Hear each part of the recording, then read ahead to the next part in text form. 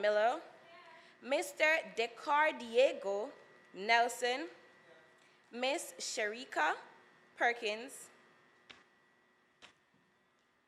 Miss Andrika McNish, Miss Leila Howell, Mr. Rashai Pierce, Miss Chelsea Ann Stevenson,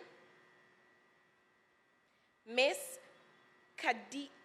Kadian Morris, Mr. Tajon Bennett, Miss Shaniel Edwards, Miss Raina Williams, Miss Lorian Scarlett, Miss Shanique Campbell, Mr. O'Dane Brooks, Mr. Leroy Fagan, Mr. Ludi Bonton, Mr. Everton King, Mr. Rick Darby, Mr. Yusef Winstanley, Miss Wyoming Hopkins, Mr. Dante Minto, Mr. Jamar Swell, Mr. Malachi Holwood, Miss Shalika Duhaney, Mr. Shamir Martin, Mr. Tajon Bennett, Miss Martha McIntosh, Miss Sabrina Barnes, Mr. Anthony Parker, Mr. Mekai Samon, Mr. Raheem Hall, Mr. Nathan Morris, Mr. Kevin Pinnock, Miss Jodian Denton, Miss Aujane Waits, Mr. Nicholas Williamson, Miss Gabrielle Wade, Miss Natalia Nelson, Miss Judane Thomas.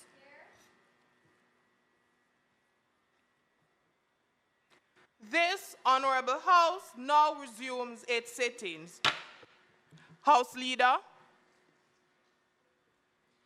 Madam Speaker, I beg to move for the suspension of the sitting to enable us to hear remarks and greetings from parliamentary and other representatives. The question is that the sitting be suspended to enable us to hear remarks and greetings from the parliamentary and other representatives. Those in favor? Aye. Those against? The ayes have it.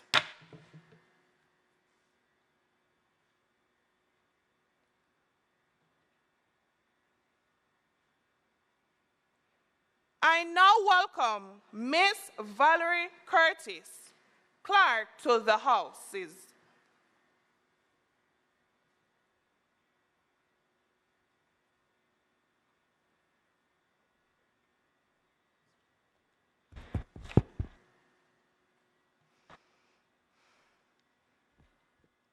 Senator, the Honorable Thomas Tavares Finson, OJCD, KC, JP, President of the Senate, the Most Honorable Juliet Holness, MP, Speaker of the House of Representatives, Honorable Favour Williams, Minister of Education and Youth,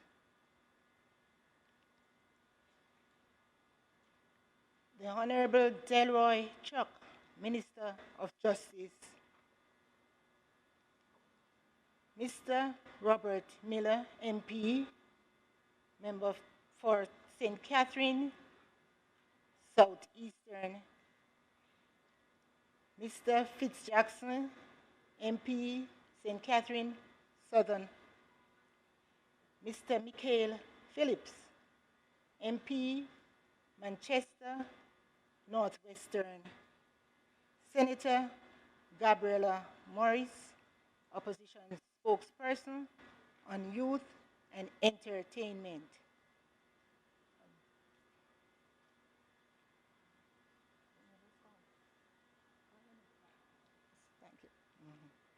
Thank you. Other parliamentarians who may be in the House, Mr. Orville Levy and Ms. Yannick Tracy, co-chairs of the National Youth Advisory Council of Jamaica, members of the 14th National Youth Parliament of Jamaica, members of staff of the Houses of Parliament and the Ministry of Education and Youth, members of the media, distinguished guests, I extend a warm welcome to each of you. The Houses of Parliament is pleased to again partner with the Ministry of Education and Youth to provide this platform where the voices of our young people can be heard on issues of paramount importance. As the clerk to the Houses, I am always delighted to witness the energy, enthusiasm, and intelligent fervor that characterize the National Youth Parliament. Yesterday, when I dropped by to check on you, I was delighted to find you busy taking instructions and making adjustments with a view to enhancing your presentations. The theme of this year, the Year of Youth, Trending for a Sustainable Future, encapsulate the essence of our collective responsibility to shape a future that is not only promising, but also sustainable. The youth of our nation play a pivotal role in steering the course of progress, and your engagement in discussions and deliberations today will undoubtedly contribute to shaping the narrative of our sustainable future. As we delve into the proceedings of the National Youth Parliament, let us embrace the diversity of thought and the richness of ideas that will be displayed today.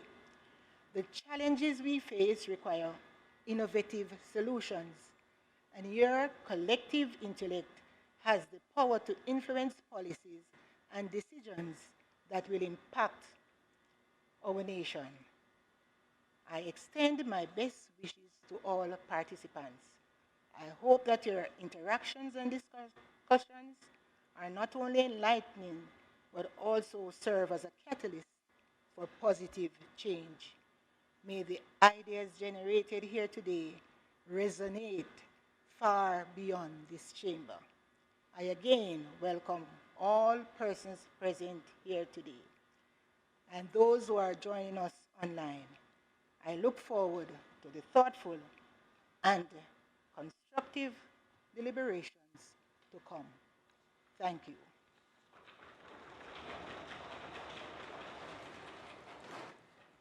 Thank you, Ms. Curtis.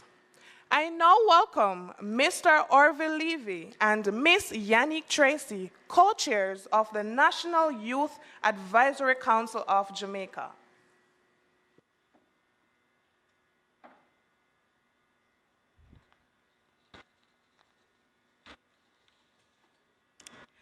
Please permit me to be associated with the protocols that have already been established. Distinguished ladies and gentlemen, specially invited guests, members of the public join us here online, members of the 14th sitting of the National Youth Parliament of Jamaica, good morning. What a joy it is to be in the midst of the 14th Assembly of the National Youth Parliament of Jamaica, embracing the invigorating theme, the Year of Youth, pioneering a sustainable future. This embodies not just progress, but innovation, but also we celebrate the vibrant potential of you all. Our youths are crafted with a future that thrives sustainability and boundless opportunities.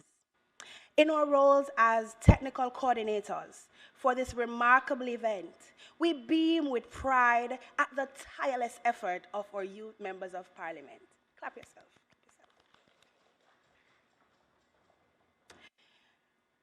Our YMPs are on the ground consulting and doing their needs assessment from Negril to Moran Point, engaging and listening to the voice of youth across the nation within their constituencies and being instrumental in listening to solutions and trying to figure out a way to help themselves serve the entire nation youth in their capacities.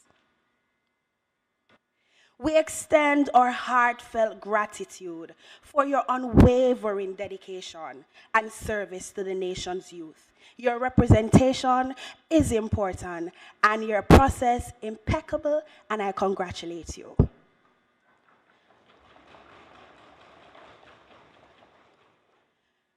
As you articulate your motions today within your thematic realms, take comfort in knowing that the Youth Advisory Council of Jamaica stands committed, fervently championing your recommendations.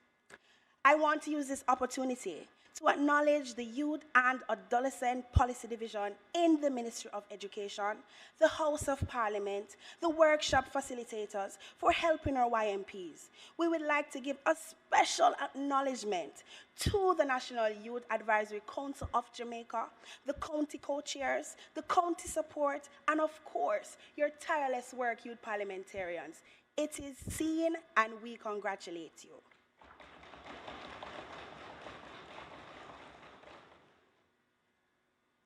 As we step forward and as you champion your emotions, we are all here to offer you mentorship throughout the year. This is not the end, my YMPs.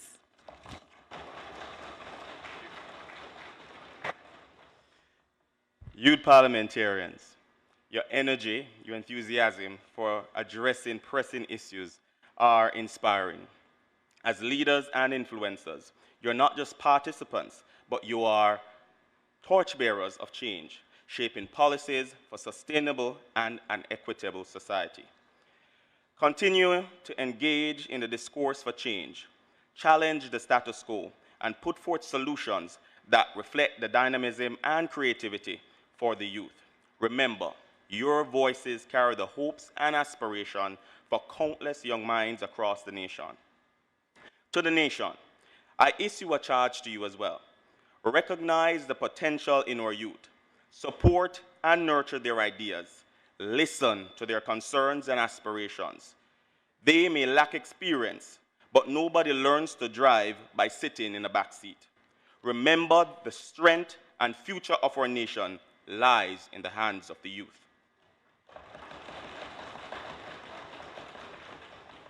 Youth watching us here and online, carry these lessons learned here in our communities, our classrooms, and in our careers. Be the voices of change. Advocate for justice. Be the architects for a brighter tomorrow. Embrace innovation. Think beyond borders, and be unafraid to question the norm. In closing, I wish you all fruitful deliberations in this, the 14th sitting of the National Youth Parliament of Jamaica.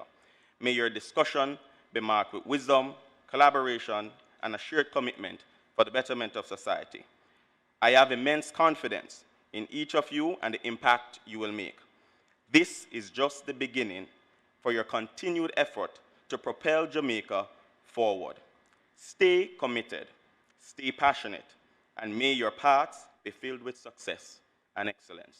God bless you, and God bless Jamaica Land. Thank you, co-chairs. I now welcome Senator, the Honorable Thomas Tavares Finson, President of the Senate.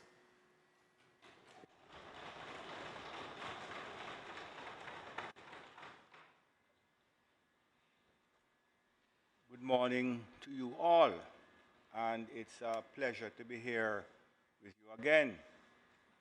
I've had the real distinct pleasure of addressing Youth Parliament on a number of occasions, and it is always a pleasure. Since the last time you were here, or since the last time we had this sitting, there have been a number of changes to the Parliament. Those of you who have come before would have noticed new mics, new mic audio system, different seating arrangements, etc. All thanks to the clerk, Ms. Curtis, and her team here. So I hope you enjoy yourself this morning. Now, you would have noticed as well that in giving all the speakers introducing, we are not embarking on a long protocol salutation. Because normally you would say, when you get up to speak, I would say, Speaker, Honorable Minister, Honorable Members of Parliament, and go through a long list of salutations. Those exist in all state protocol events. But there has been now a directive from the Prime Minister who has indicated that we are wasting too much time saluting and we need to get to the business of the day.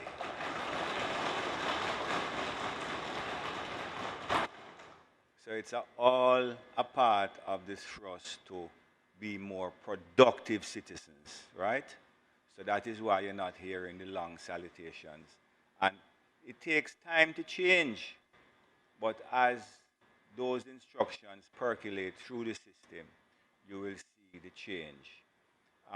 People used to say anyway, protocol observed, but this is a formal directive from the Prime Minister of Jamaica for us to move away from unnecessary waste of time. So I simply say a very good morning to you all. It is a privilege to stand before you today as we convene the 14th sitting of the National Youth Parliament of Jamaica. And I bring greetings from the Honorable Senate. Now, you all know that we have a bicameral system. So we have the lower house, which you are sitting today, and we have the Senate.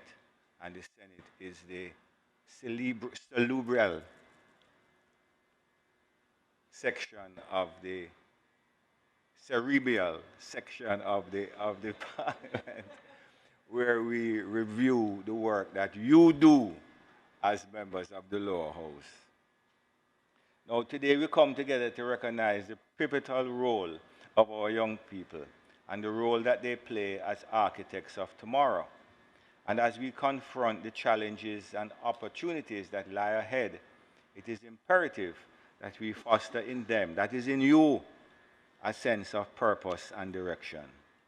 In this year of the youth, we acknowledge the vibrancy, passion, and potential of the younger generation, that the younger generation brings to the table in their energy and enthusiasm that will propel us forward on the path of a sustainable future as a nation. Sustainability is not merely an environmental concern. It encompasses economic, social, and cultural dimensions. It requires us to balance the progress with responsibility, ensuring that the benefits of development are shared equitably and that future generations inherit a world that is flourishing and resilient. As you can go on and on. There is a saying, some of the members of the House said that they weren't elected to Parliament to come and just beat desk. They come to serve the country, but you can beat a little desk from time to time. As youth leaders, you have a unique opportunity to influence policy and advocate for change. And I'm speaking to the converted. You have the responsibility to inspire your peers, those who are perhaps turned off from the system or who really don't care. I challenge each and every one of you to approach the discussions of the ahead, as well as in your work going forward, with the mindset that the solution we seek often lies at the intersection of diverse perspectives, and it is through dialogue and understanding that we can find common ground. That is really talking about the need for us to, as I interpret this, what we need for us to be more compassionate, understanding, and to communicate more with our peers. We have the capacity in Jamaica to resort to violence very quickly, and we need to change that. If we don't change it, if we don't become a more compassionate people, and you are the ones to do it, recognize that we need to accept. It says here, diverse perspectives. To listen, to talk, rather than to fight and choke. youth parliamentarians, and the young people in the gallery, and those watching online, this is your year. This is the year of the youth. It's not just this year, but the future belongs to you. And continue to trend for a sustainable future. May this gathering serve as a beacon of hope, guiding us forward, and a future that is not only sustainable, there's that word again, but also filled with the promise and opportunity for all. Thank you very much.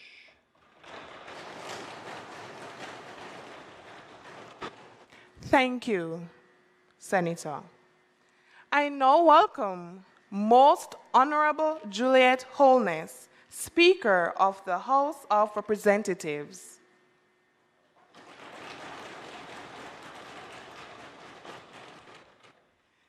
Good morning, youth parliamentarians. It's a pleasure to see you here today. It is truly an honor and a blessing to bring greetings to you on behalf of the House of Representatives. To this, my very first, but your 14th sitting of the National Youth Parliament of Jamaica. This year's theme, as you have heard before, special one, the Year of the Youth, transcending for a sustainable future. Trending for a sustainable future. When I heard Senate President a while ago, I was like, okay, so finally, at almost passing 25, I'm trending. Because I was saying, I have struggled at a lot of these events. I just end up getting right into the speech. And it always bothered me that I very often neglected the protocols and the salutations. And so I smiled. Prime Minister didn't give me that tidbit. It is good to know that as older youth, we are paying keen attention to some of what our youth would like to see happening in and across Jamaica. And we are learning to trend like you.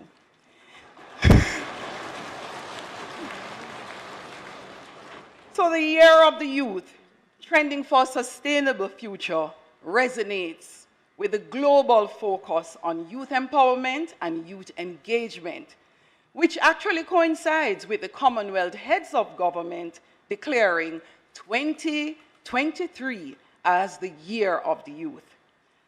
The theme actually underscores the pivotal role that our youth can play in identifying and leading sustainable practices that will transform Jamaica for the better. I am proud to see the vibrant and conscientious group of young people who have stepped forward as youth parliamentarians to advocate for the youth of Jamaica.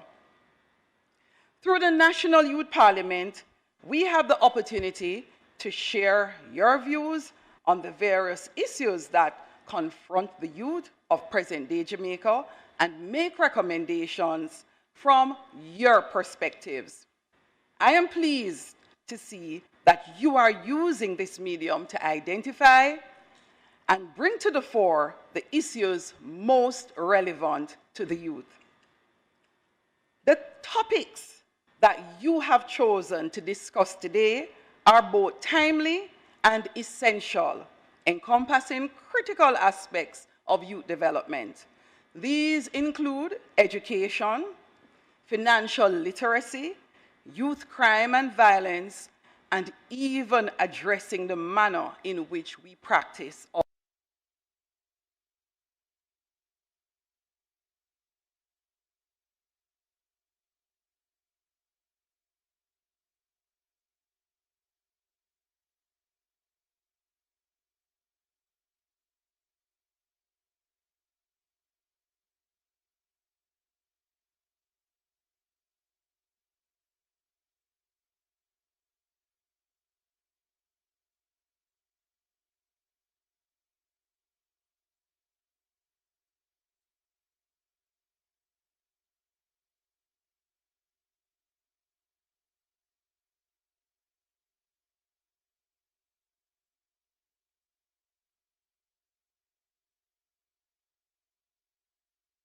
parliamentarians remember that true impact comes from translating words into action. So Senate President told you he is from the cerebral element of the Houses of Parliament. I will say you are from the work arm of the Parliament.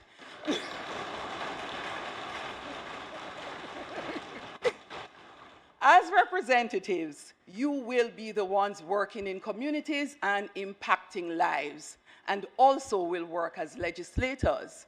And yes, we do pass those legislations up to the Senate for a cerebral review, and it comes back to the House. So, youth, as I close, I wish you a very productive and impactful sitting, and I look forward to hearing what I'm sure will be the enlightening presentations that you will deliver. Thank you, and have a wonderful day.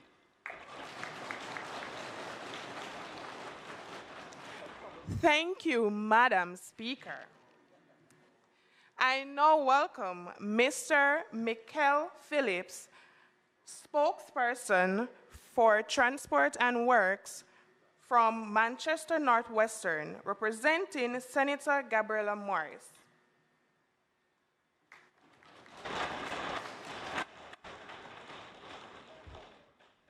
As the protocols has already been established, but if it is one thing that I've learned, I can only represent myself when I'm in present. Well,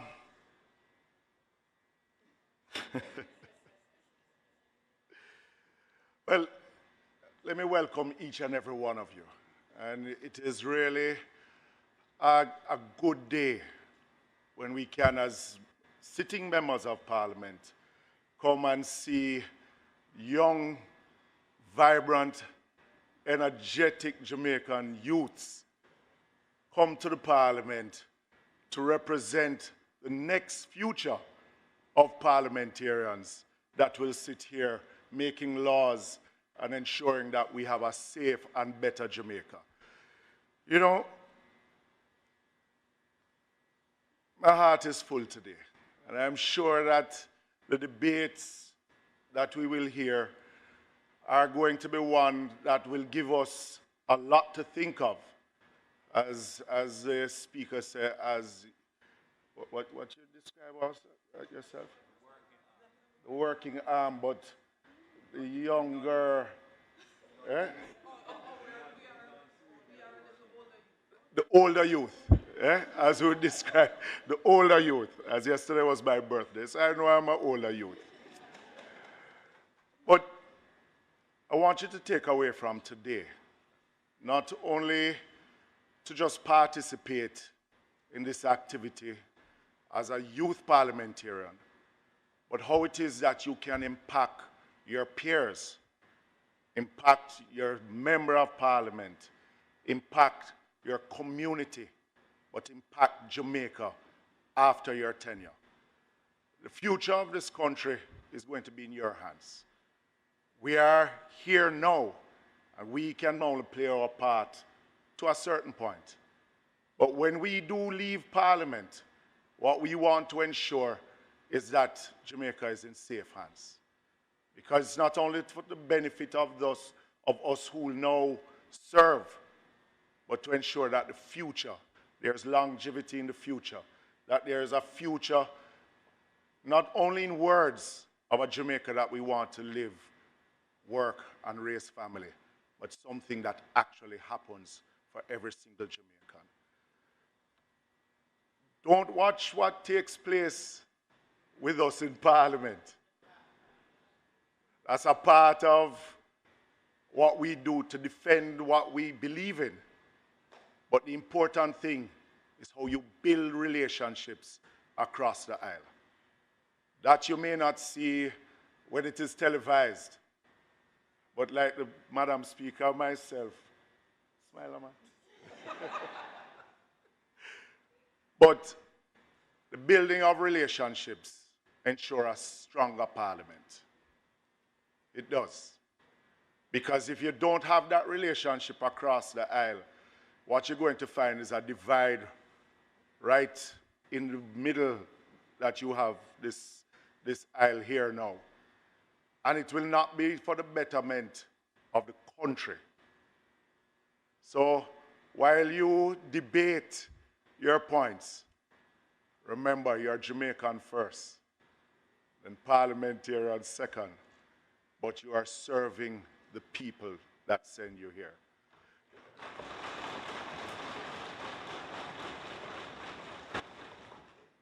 Before I take my seat, it is good to see students from my alma mater, Jamaica College, here not only sitting, not only sitting as youth parliamentarians, but also the sixth formers that are here to participate.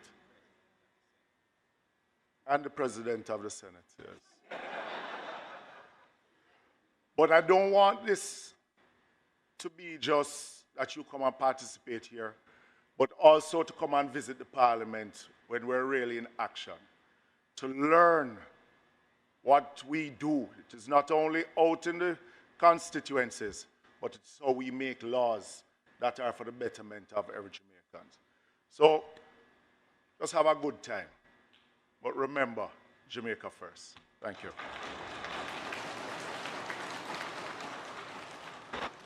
Thank you, Mr.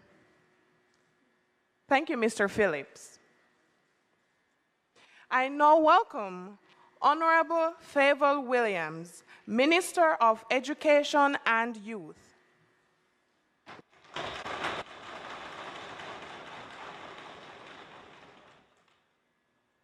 Good morning, everyone. I fully embrace the protocols that have been established, but permit me to acknowledge my permanent secretary, Dr. Kassan Troop, and the team from the Ministry of Education and Youth. In particular, I want to acknowledge Yannick Williams and Ms. Blair from the Youth and Adolescents Division for all the work that they have done in coordinating the Youth Parliament. And here we are again staging a very successful parliament. Yes. It is my pleasure to welcome all of you here today, especially our selected youth parliamentarians, to this, the 14th sitting of the National Youth Parliament of Jamaica. I'm also pleased that once again the Ministry of Education and Youth has been able to collaborate with the Houses of Parliament to organize this event as part of the celebrations of National Youth Month 2023. This year's theme, the Year of Youth, Trending for a Sustainable Future, is synced with our wider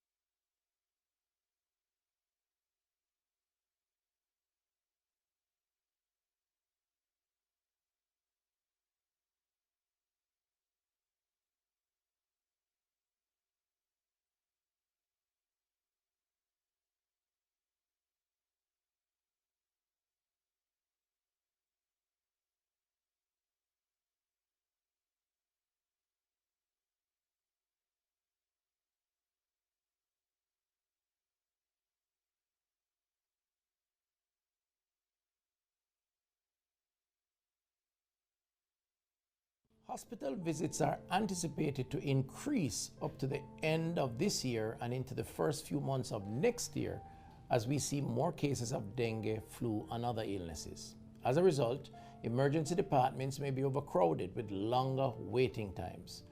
We have therefore extended opening hours at select health centers island-wide. Persons with mild illnesses and chronic diseases, including diabetes and hypertension, should visit with their health center. Let us work together to protect others against dengue and other illnesses.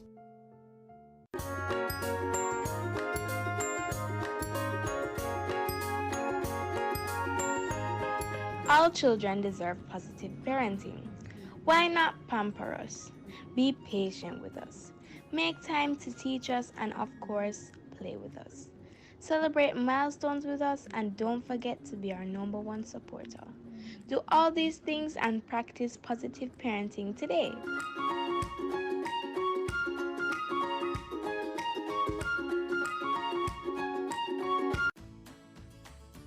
Children are the future, and ensuring our future is healthy requires that children are always provided with nutritious foods to grow well and live long. Unhealthy diets high in sugar, salt, and fat consumed by children may make them obese and prone to non-communicable diseases later in life. Healthy foods and beverages not only help them learn better, but also protects them from non-communicable diseases such as some cancers, diabetes, hypertension, and cardiovascular diseases in their childhood and adult life. So, whether it's at home, in the lunch bag, or at school, let's make healthy foods and beverages for our children the only rule.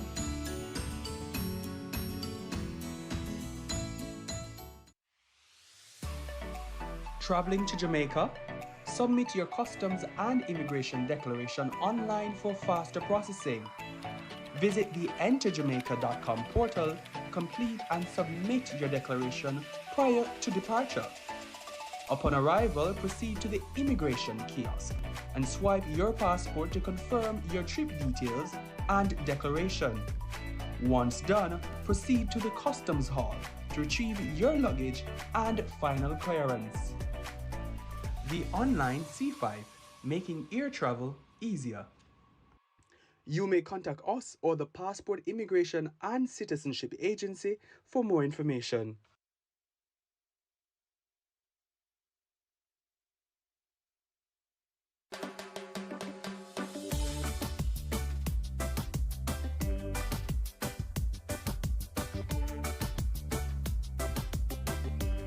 Cock mouth kill cock. Be careful what you say. It might come back to haunt you. Cock mouth kill cock. Be careful what you say. It just might come back to haunt you.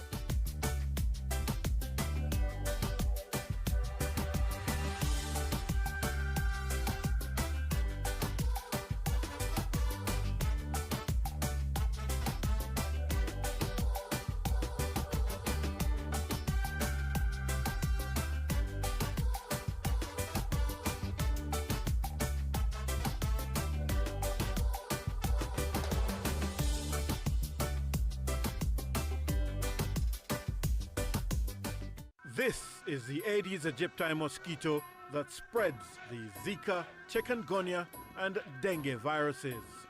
Search for its breeding sites and destroy them. A message from the Ministry of Health and Wellness. Nutritious food, succulent dishes, superior workmanship, and excellent service. Jamaica is on the go. Let's grow what we eat and eat what we grow. Let's harness the indomitable spirit of our most valued resource, our people. Let's support our local businesses. After all, buying Jamaican means building Jamaica. Original.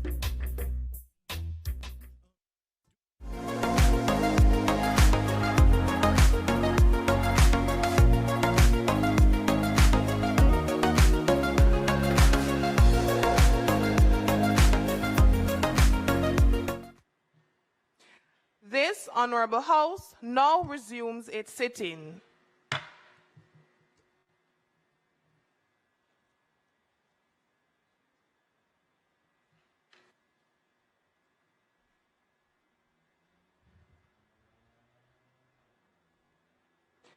Announcements.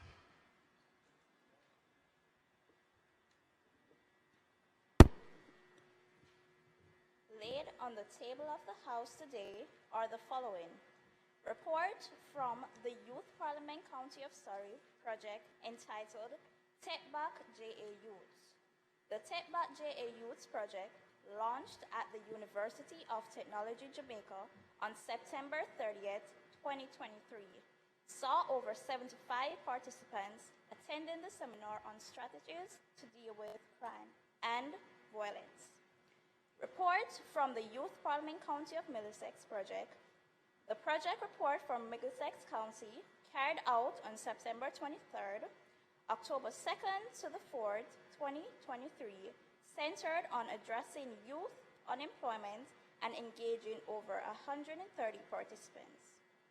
Report from the Youth Parliament County of Cornwall titled Smart Money Youths. The Smart Money Youths project, under the theme Fostering Financial Freedom, was held from September 20 to September 23rd, 2023, and involved 376 young people.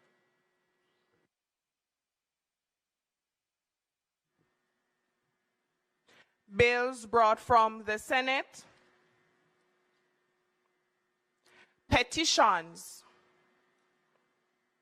Papers. Reports from committees. Notices of motions given orally.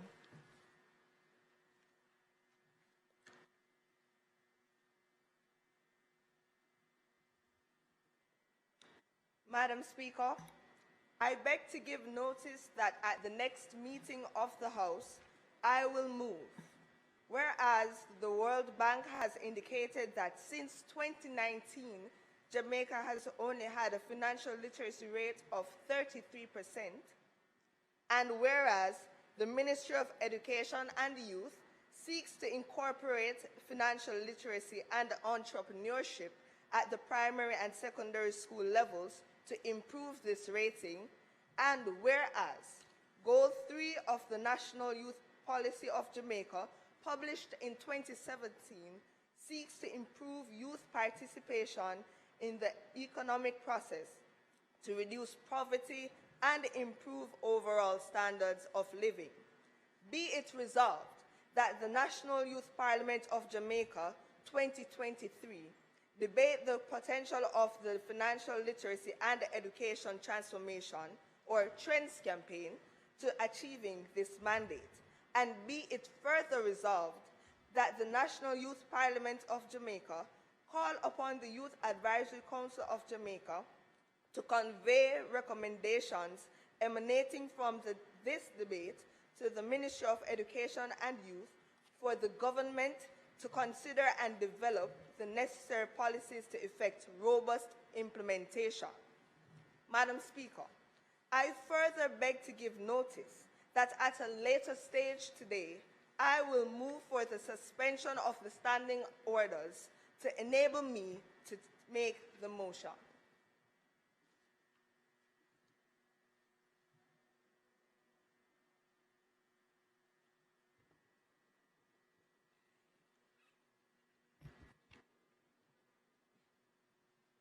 Madam Speaker, I beg to give notice that at the next meeting of the House, I will move. Whereas Jamaica has signaled its intention of transitioning the island from a constitutional monarchy to a republican system of government by the next general election due in 2025. And whereas data collected from the 2022 Don Anderson poll indicates that 59% of Jamaicans are in support of becoming a republic, with 27% in opposition. And whereas the Constitutional Reform Committee has given support to the establishment of a youth subcommittee comprised of youth across the country to help mobilize and sensitize citizens on constitutional reform and its importance, be it resolved that the National Youth Parliament of Jamaica 2023 debate the importance of public education implementation as a key pillar in the constitutional reform mandate/campaign. And be it further resolved that the National Youth Parliament of Jamaica call upon the Youth Advisory Council of Jamaica to convey recommendations emanating from the debate to the Ministry of Education and Youth for the government to consider and develop the necessary policies to effect robust implementation. Madam Speaker, I further beg to give notice that at a later stage today, I will move for the suspension of the standing orders to enable me to take the motion.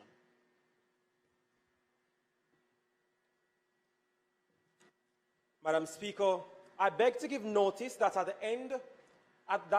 the next meeting of the House, I will move. Whereas the United Nations Children Fund situational analysis shows that approximately 300,000, 79% of Jamaica's children witness or experience some form of crime and violence in their home and community. And whereas this is reflected in the violent or maladaptive behavior among school children, leading to an uptick of bullying and fighting, especially with the return to face-to-face classes post-COVID-19 pandemic. And whereas the task of maintaining discipline in schools cannot be adequately achieved by the current number of guidance counselors, deans of discipline, and school resource officers employed. Be it resolved that the National Youth Parliament of Jamaica 2023 debate the impact of the school violence epidemic. And be it further resolved that the National Youth Parliament of Jamaica call upon the Youth Advisory Council of Jamaica to convey recommendations emanating from this debate to the Ministry of Education and Youth for the government to consider and develop the necessary policies to effect robust implementation. Madam Speaker, I further beg to give notice that at a later stage today, I will move for the suspension of the standing orders to enable me to take the motion.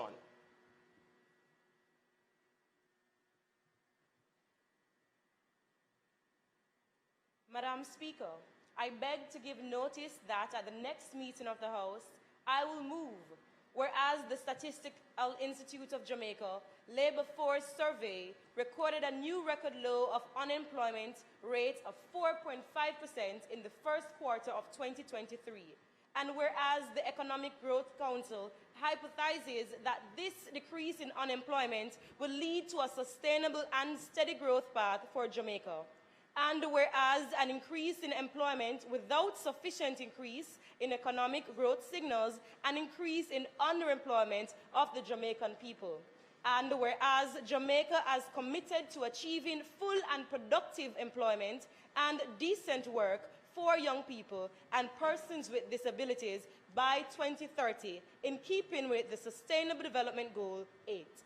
Be it resolved that the National Youth Parliament of Jamaica 2023 debate the need to address underemployment through holistic education for labor market-ready graduates.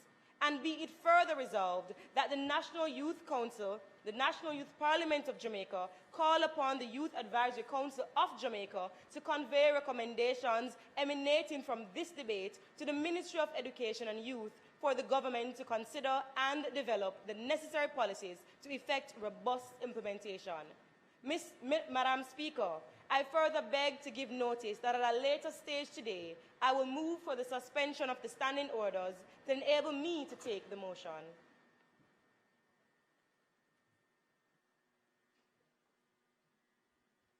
Madam Speaker, I beg to give notice that at the next meeting of the House, I will move the following motion. Whereas the World Economic Forum ranks Jamaica as a 4 on a 7-point scale in the area of information and communication technology access in schools. And whereas the Ministry of Education and Youth has launched the ICT and Education Policy 2022 to ensure a comprehensive framework and master plan to improve Jamaica's ICT capabilities. And whereas Goal 1 of the National Youth Policy of Jamaica 2017 aims to improve access to quality secondary education, tertiary education, and vocational training opportunities for all Jamaican youth. Be it resolved that the National Youth Parliament of Jamaica 2023 debate the role of technology in transforming education for national development, strategies for equitable access and inclusive learning opportunities for all Jamaican youth. And be it further resolved that the National Youth Parliament of Jamaica call upon the Youth Advisory Council of Jamaica to make recommendations from this debate to the Ministry of Education and Youth for the government to consider and develop the necessary policies and strategies for the implementation of various measures to respond to the challenges. Madam Speaker, I further beg to give notice that at a later stage today, I will move for the suspension of the standing orders to enable me to take this motion. Questions and answers to questions. Motions that may be made at the commencement of public business requiring notice. Motions relating to sittings of the House. Motions for leave to introduce bills. Presentation of bills without leave of the House first obtained. Public business. House Leader. Madam Speaker, I now move for the suspension of the standing orders to enable members to take motions, notice of which they gave earlier. The question is that the standing orders be suspended to enable the members to take motions, notice of which they gave earlier. Those in favor? Aye. Those against? The ayes have it. I now call Wyoming Hopkins, representing St. Catherine East Central.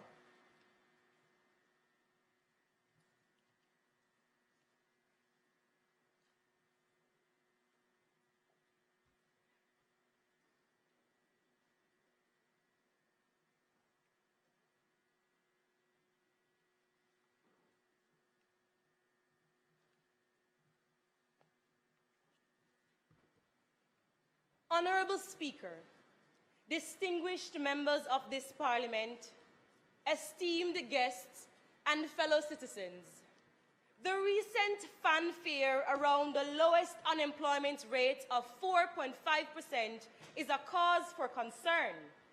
I stand before you to address a critical concern that endangers our nation's future, empowering tomorrow's workforce, addressing underemployment through holistic education in Jamaica.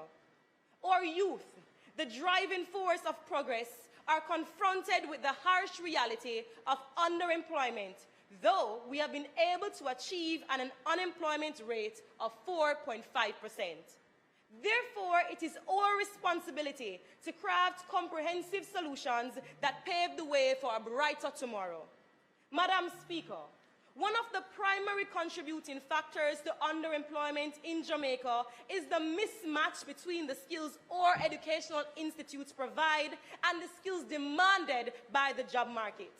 In the late study by the Statin that acknowledged the 40% of recent graduates of tertiary institutions that find themselves in jobs that do not align with their qualification, it is very much alarming. This means that Madam Speaker, this means that 2 out of every 5 graduates are currently in jobs that are not fully utilizing the skill sets they pursued at the tertiary level.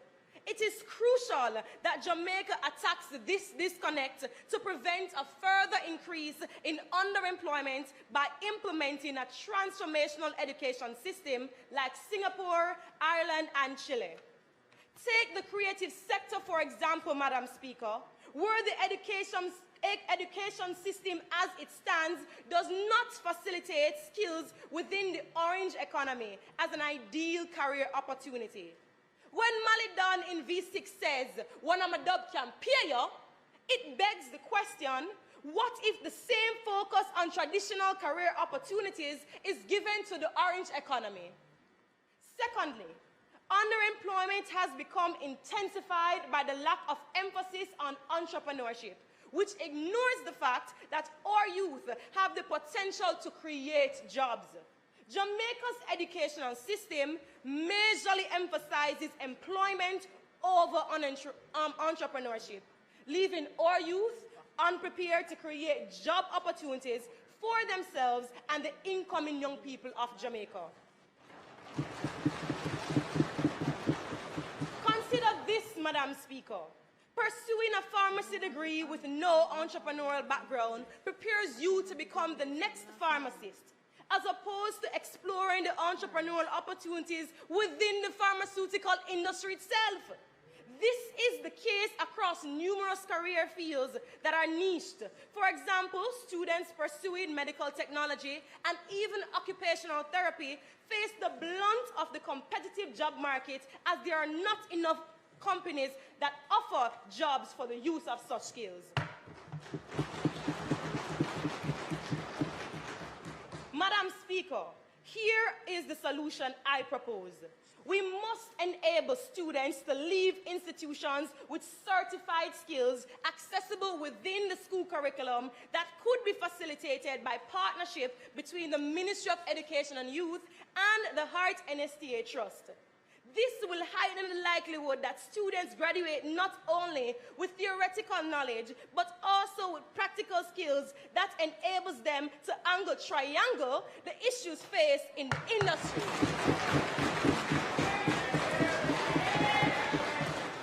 Especially within the creative industry. Following such, we must cultivate an entrepreneurial mindset within our academic curriculum as a priority.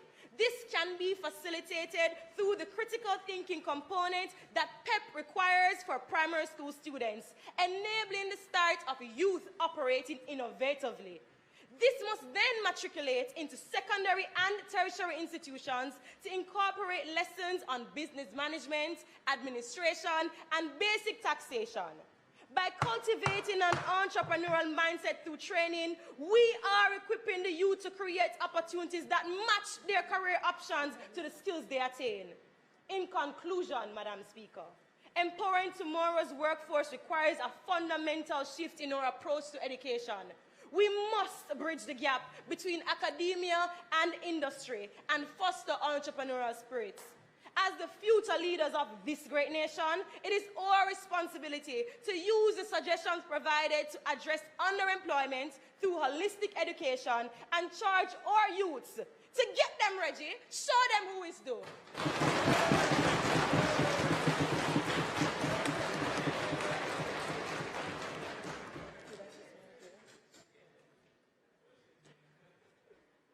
I now welcome Everton King, representing Hanover Eastern.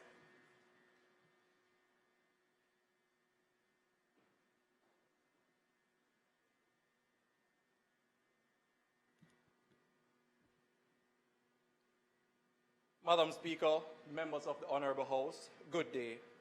Another one, Madam Speaker. Another recent graduate having gone through the rigorous efforts to garner financial support has finally completed his tenure. An ecstatic feeling, of course, ready to join the labor force and start a career, but is forced to accept a poorly compensated job opportunity. This creates a mismatch, Madam Speaker. Huge loans are borrowed to cover the cost of these degrees, accompanied by high interest rates. And the harsh reality is that their salaries are woefully inadequate. This is the reality of many of our youth today, who have become shackled in an environment in which their qualification far exceeds the opportunities available, leaving them trapped in roles that fail to harness their full potential or adequately reward their hard-earned skills and expertise.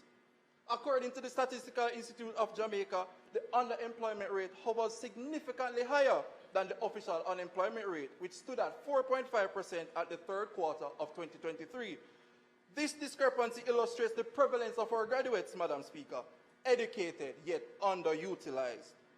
Comparing education systems across the border sheds light on this disparity.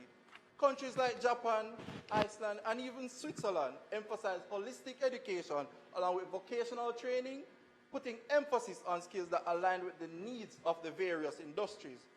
Jamaica's education system, while improving, still faces challenges in providing a holistic approach. There's a noticeable gap in aligning education with the dynamic needs of the job market. This contributes to underemployment. Madam Speaker, I propose the following suggestions. We need more forged partnerships with corporations, businesses, and organizations across different sectors, which would facilitate internships, apprenticeships, and real-world projects, allowing all students to gain practical experience and exposure to real-world challenges while still studying. Realistically, how are our youth expected to have these years of required experience when we're still in a school?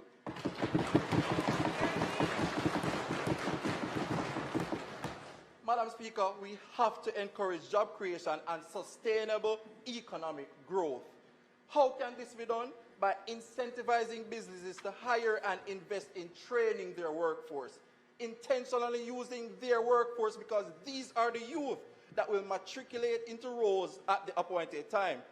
We should also consider tax breaks or subsidies to companies supporting skill development initiatives. We have to build the youths, we build the nation.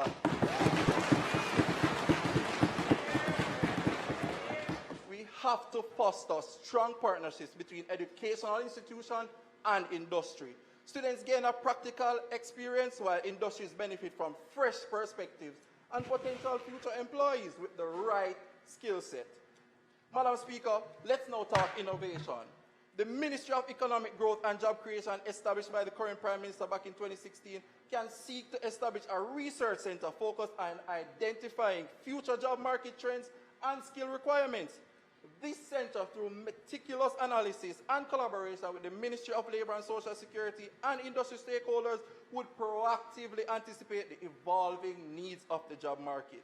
It would identify emerging sectors, technological advancement, and societal shifts that will drive future employment opportunities. Madam Speaker, every youth wants a Prime Minister's salary. Gone are the days.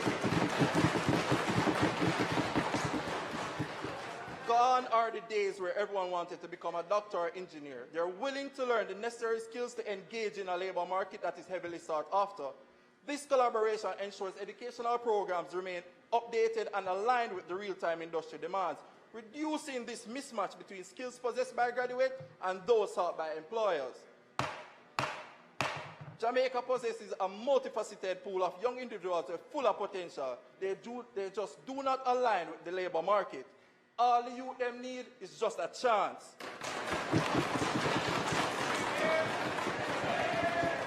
In closing, honorable members, the issue of underemployment in Jamaica is multifaceted. It demands a comprehensive approach, one that redefines education, bridges the gap between skills and job market demand, and ensures inclusivity for all members of society.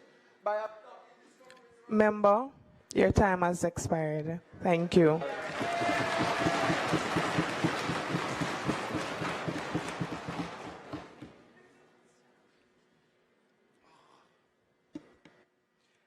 Coming to address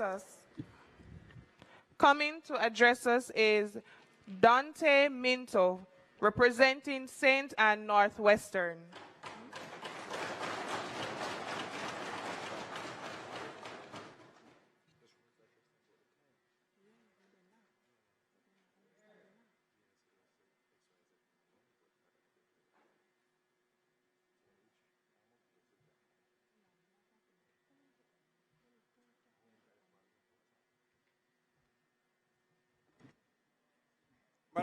Madam Speaker, the issue of underemployment is reflected in our country's low productivity rate. It is an issue that must be solved to combat other major issues such as brain drain. To solve this problem, we must ensure our education system promotes qualities of critical thinking, innovation, and entrepreneurship. Madam Speaker, in my constituency, the disparity between schools in regards to the number of clubs and societies is wide, with some schools only having 2 clubs and societies and others having up to 30. Many of my colleagues in the House would have passed through the ranks of various clubs, societies, students' councils, prefectures, and other organizations. And we know that being a part of these organizations has had profound impacts on our lives and holistic development. Madam Speaker, we became better leaders, critical thinkers, and even creatives. Many of us found new passions through these avenues. If we are serious about curbing underemployment in the future, we must see clubs and societies as an integral part of the student experience. Madam Speaker, I call on the Ministry of Education to collaborate with the National Secondary Students' Council to ensure a coordinated national rollout of clubs and societies, giving all students across the length and breadth of Jamaica the opportunity to participate and benefit from holistic development.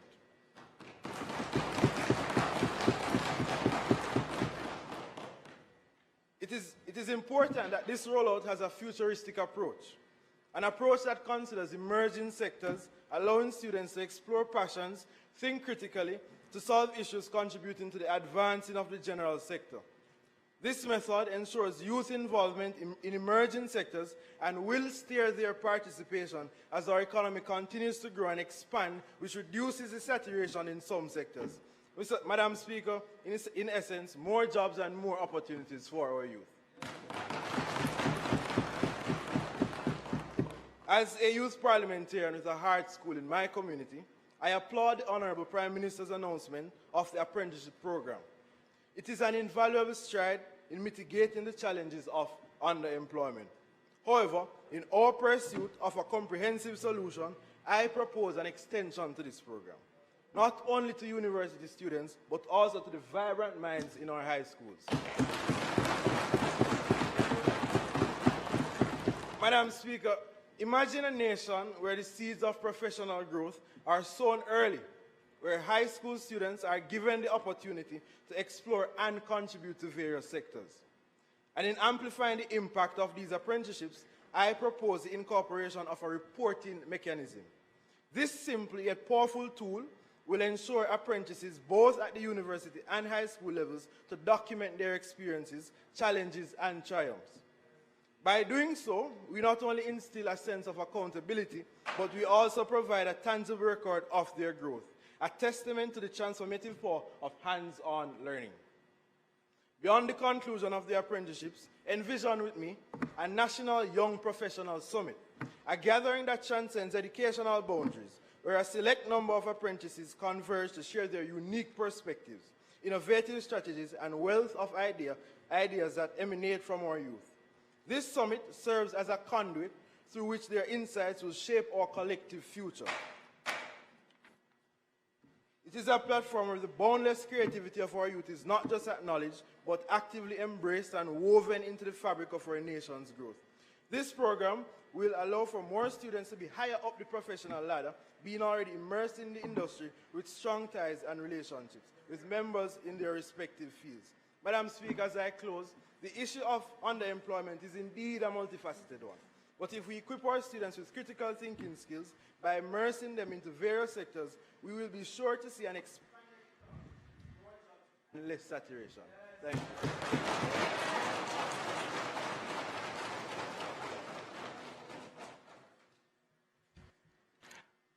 Members, let me remind you, please, that the time is 4 minutes. The third bang signifies that your time has expired. Thank you. I now call on Katrina Chin, representing St. Andrew West Rural.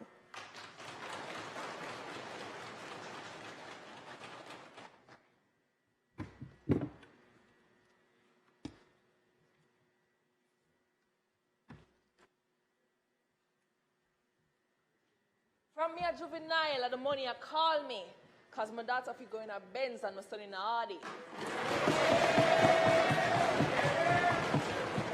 Madam Speaker, this is every Jamaican's dream, and they attend university so they can do better than those that didn't. So tell me, why the unemployment rate fell to a record low of 4.5%, but there was not an equal reduction in crime? Madam Speaker, I put it to this House, the reason is due to an underemployed workforce. Unemployment, Madam Speaker, is decreasing, but the working poor are increasing.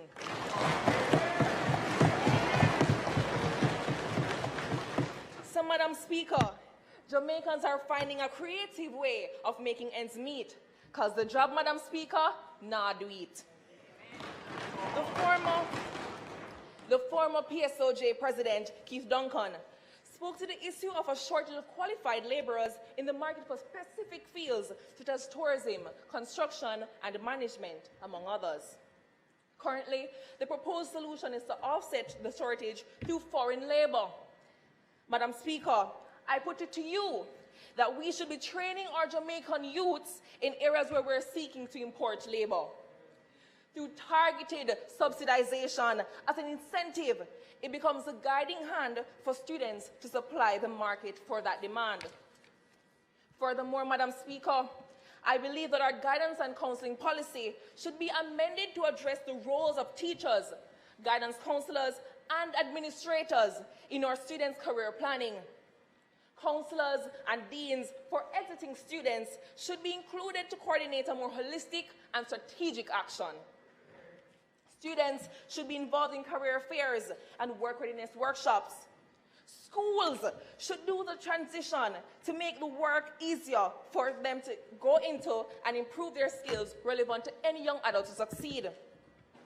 If we're not talking about increasing competence, then we're not saying nothing.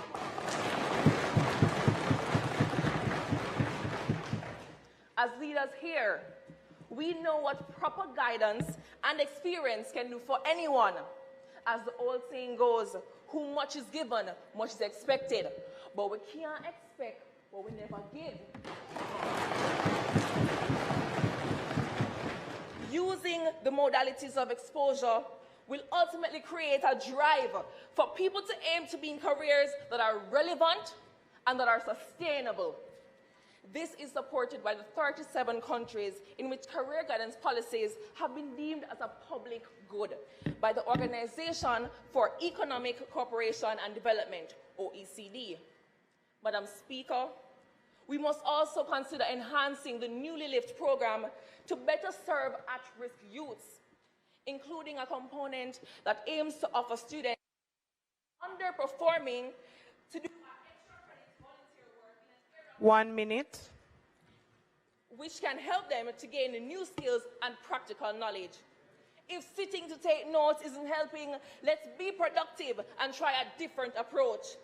Making sixth form mandatory is not sufficient. By implementing programs earlier on to save them from themselves and from jobs that won't pay them enough is the fix I'm proposing.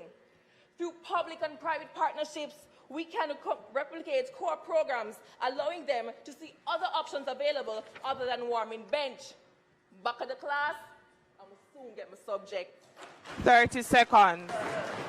Madam Speaker, my honorable colleagues, Jamaicans, I put it to you that targeted subsidization, incorporating earlier internship programs in schools, and amending the roles of teachers and guidance counselors in career planning through the guidance counseling policy will see to the growth of this country.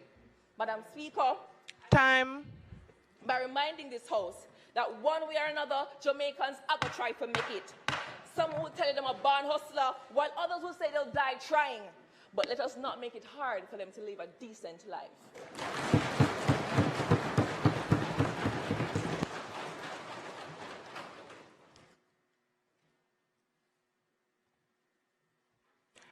I now welcome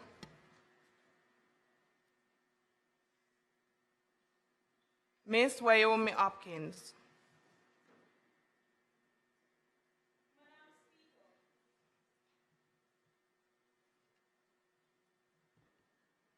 Madam Speaker, I now move that the motion be approved. The question is that the motion be approved. Those in favor? Aye. Those against? The ayes have it. I now call on Shanique Campbell, representing St. Catherine Central.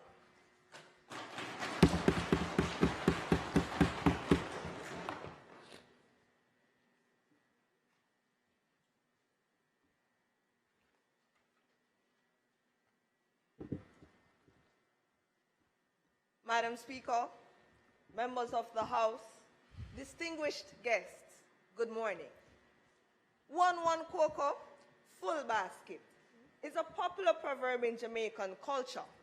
It relates to building wealth by saving little by little until the desired goal is met. It has been reported that only 1/3 of Jamaicans are financially literate. But, Madam Speaker, they are not satisfied with that reality. A recent survey conducted by the Bank of Jamaica found that 85% of young people cited a desire to become more financially literate. We, Madam Speaker, have a duty to respond. Therefore, I propose the inclusion of financial education into the National Standards curriculum as a means of transforming our education system to cater to the holistic student. Madam Speaker, our young people need to have a full grasp of financial concepts, which include budgeting, taxation, and loans. To adequately prepare our young people for the financial demands of adulthood, the education system must cater to this need. So, Madam Speaker, I recommend that we attack the issue at the grassroots level by including a piggy bank and model shop project within our early childhood institutions. Madam Speaker, we are operationalizing 1 cocoa, full basket. Parents will be required to purchase piggy banks as a part of the normal book list each year, and each early childhood to grade 3 class will have model grocery stores. This will engender an appreciation for saving as well as instill an understanding of commerce during the formative years. And Madam Speaker, what better way to do that than in a grocery setting? Funds from the piggy banks could be used by parents to purchase resource items for the students when needs be. But Madam Speaker, we're not done yet. We will also implement an incentivized savings program in all schools, from the primary to the secondary levels, through partnerships with banking institutions. As an incentive, students could be rewarded with scholarships to alleviate the financial burden of the cost of tuition and funding their education. Colleagues, 1 cocoa, never sweet so. We will also partner with our friends in the private sector to implement a financial education ambassadors program within secondary schools. Our friends at the VM Group have offered us an excellent blueprint with their Financial Education to Empower, or FET, program. So, Madam Speaker, we don't have to reinvent the wheel. Students will participate in challenges and workshops with added incentives. They will also benefit from summer internships through participating in this program, thus ensuring their overall professional development. If we are to break our young people free from financial shackles, we need financial literacy programs in our schools.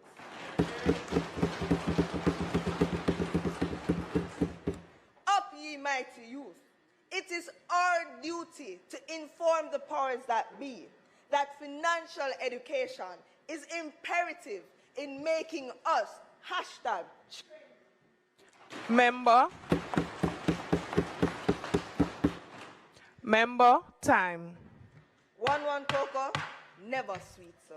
Thank you.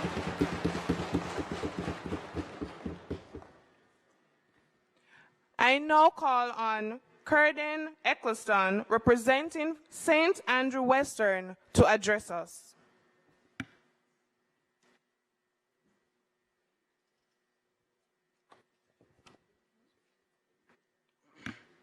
Madam Speaker, I will keep my thing brief.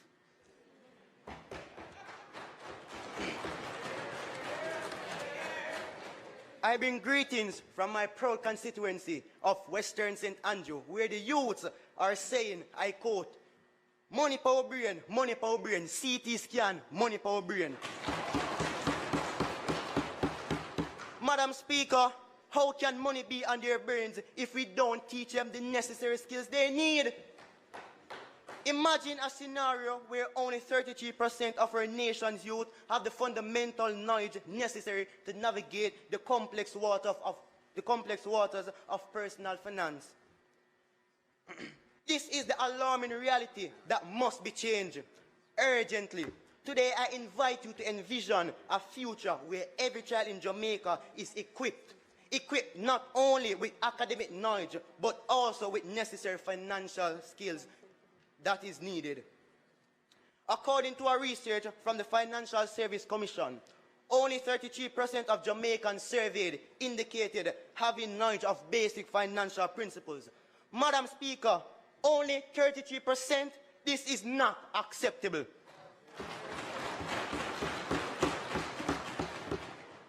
I stand before you today to champaign a crucial cause: the implementation of financial literacy in all primary and secondary institutions across Jamaica. First and foremost, Madam Speaker, financial literacy is essential for personal financial management. Studies done by the Bank of Jamaica reveals that nearly 70% of Jamaicans lack the basic knowledge about interest rates and investment strategies. This reflects an urgent need for comprehensive financial education in our school system. By teaching our students about budgeting, saving, investing, we empower them to take control of their own financial well-being. Additionally, a more financial literate population is better able to participate in the economic management of the country's affairs. 1, they are able to critique government financial management. 2, reject reckless fiscal policies provided by governments. 3, and be more aware of the issues that limits government fiscal ability to respond to some issues. Minister of Education, please take notes. I suggest 2 things. 1, that we implement financial literacy in primary and secondary institutions through a systematic step-by-step policy. Firstly, Madam Speaker, the Ministry of Education can collaborate with the Bank of Jamaica to develop a comprehensive financial literacy curriculum that aligns with the National Standard Curriculum Framework. This curriculum should be age appropriate and covers topics such as budgeting, saving, investing, as well as the many forms of taxes that exist in our country. Secondly, the Ministry of Education, Youth and Information can organize training programs for teachers to enhance their understanding of financial literacy concepts and teaching method. These programs can be contributed in collaboration with the financial institutions such as National Commercial Bank of Jamaica, Sagicor Bank of Jamaica Limited, just to name a few, which can provide valuable insight and resources for teachers. This can also establish a network of financial literate ambassadors who can visit schools and contribute in interactive sessions to supplement classroom learning. Therefore, I urge this Honourable House to consider and support implementation of this policy. Let us pave the way for a future where financial literacy is not a privilege but a right for every child in Jamaica. Madam Speaker, as I close, I quote what the youths in my constituency told me to say. Money for my mind, money for my brain. Do a CT scan, money for my brain. I thank you.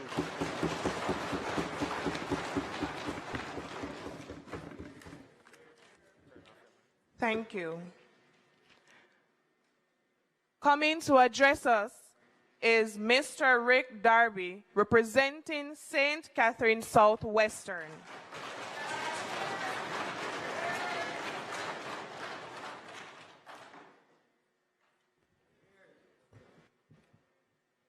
Why own a Ferrari with nowhere to park it?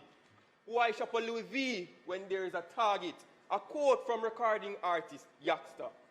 Madam Speaker, as a youth parliamentarian passionate about the future of Jamaica, Today, I address a critical issue that stands at the crossroads of empowerment and progress, financial literacy, and the urgent need for educational transformation in our beloved nation. I want to begin with a simple truth. Our youth hold the key to our nation's future, and it is our responsibility to equip them with the tools they need to thrive in an ever-changing economic landscape. Financial literacy is not a luxury, it is a necessity. It's about empowering our youth with the knowledge and skills to navigate the complexities of personal financing, investments, and economic decision-making. In 2019, the World Bank indicated that Jamaica had a financial literacy rate of just 33%. Madam Speaker, there is a need for greater improvement to increase financial literacy in Jamaica.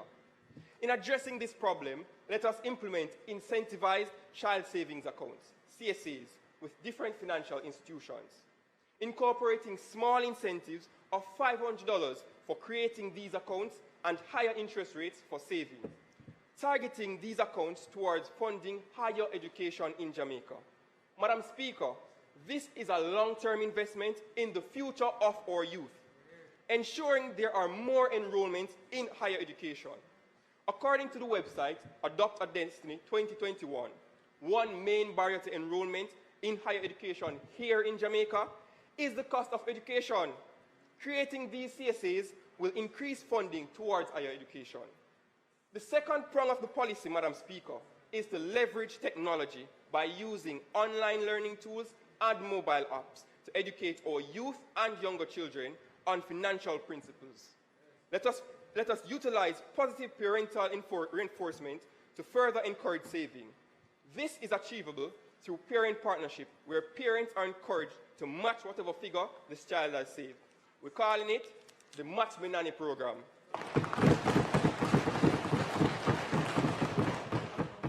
In a nation known for its resilience and creativity, we must leverage partnerships with financial institutions and businesses to bring the real-world expertise into our classrooms. Let us foster an environment where our youth not only learn about financial principles, but also engage in hands-on experiences that prepare them for the economic challenges and opportunities they will encounter. Financial literacy benefits both the youth of our nation and fosters our society's overall economic well-being. Financially literate individuals are more likely to save money, invest in both real estate and themselves through higher education, training, and business startups. This in turn creates a more stable economy, as individuals are better able to contribute to the growth and development of our economy. As youth parliamentarians, let us advocate that financial literacy is given first priority, since we know it is essential to the development of our country. Our objective for the education system is to generate people who not only excel academically, but also make significant contributions to the economic development of Jamaica. In conclusion, Madam Speaker, the demand for financial literacy and educational reform is a demand for equality, empowerment, and a better future for Jamaica.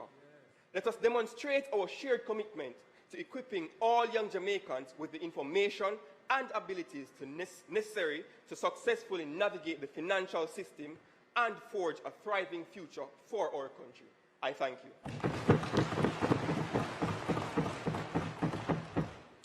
Thank you. Members, to help us better facilitate our time, opposition, government, please take keen attention to the time. I thank you. I now call on Shamar Bell, representing St. Andrew West Central, to address us.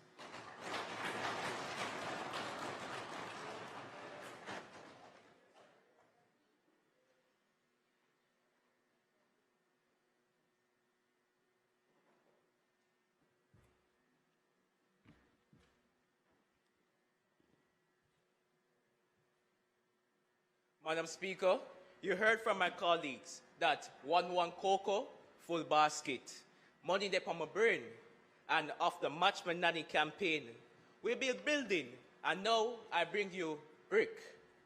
Brick one, brick.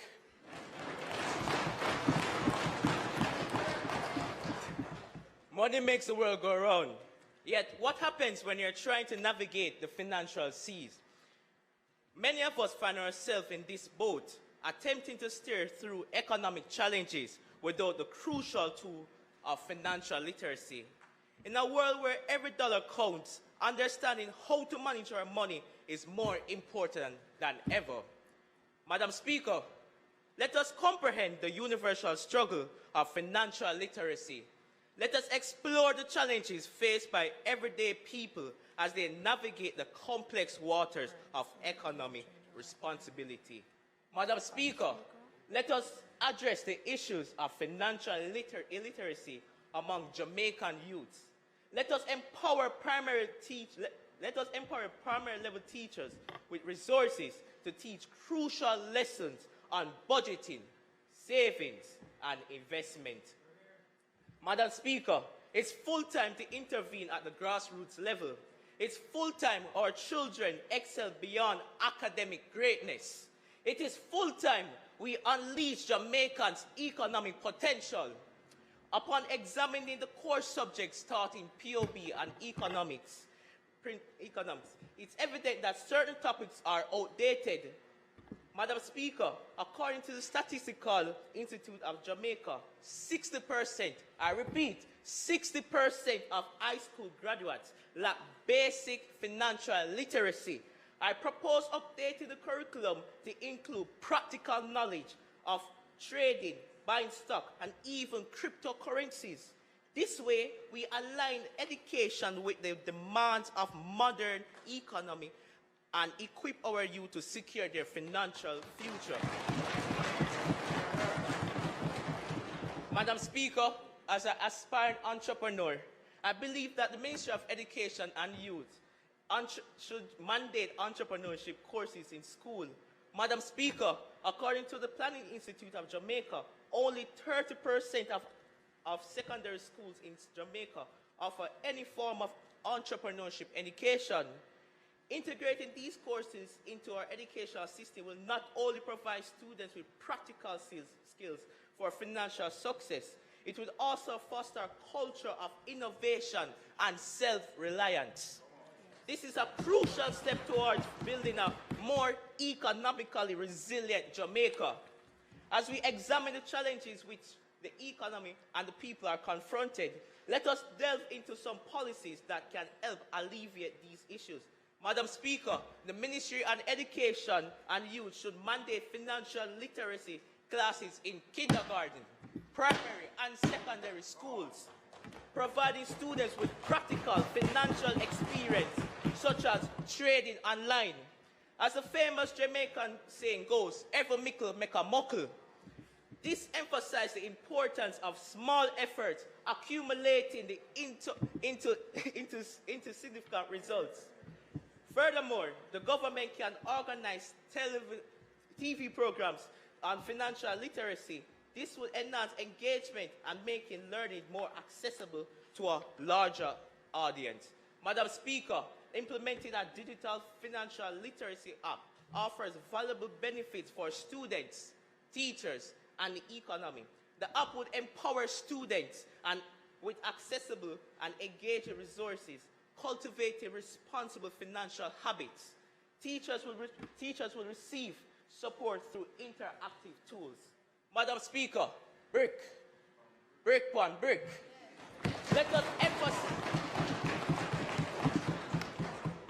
Let us emphasize the analogy and apply to our children's future, laying the foundation for a stronger, more economical, robust nation.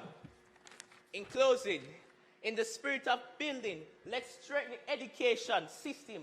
Let's invest in our children's education through financial illiteracy and entrepreneurship. Thank you.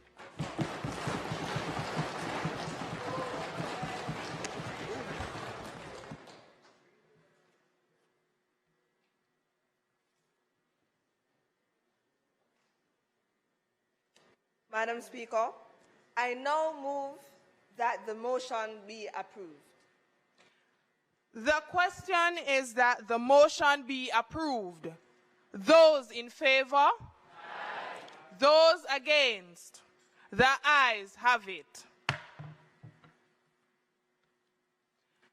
I now welcome Matthew White from Trelawney Southern, representing Minister of Legal and Constitutional Affairs.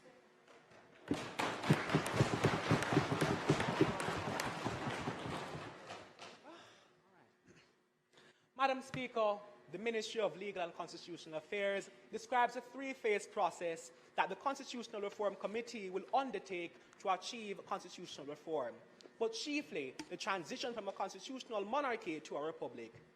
In order to achieve our 60-year-long dream of full sovereignty, the CRC must improve their efforts to not only educate the public on the constitutional reform process, but remedy the deep ignorance about the Constitution and basic governance concepts, as the beautiful and beautiful Minister Malahoo Ford describes.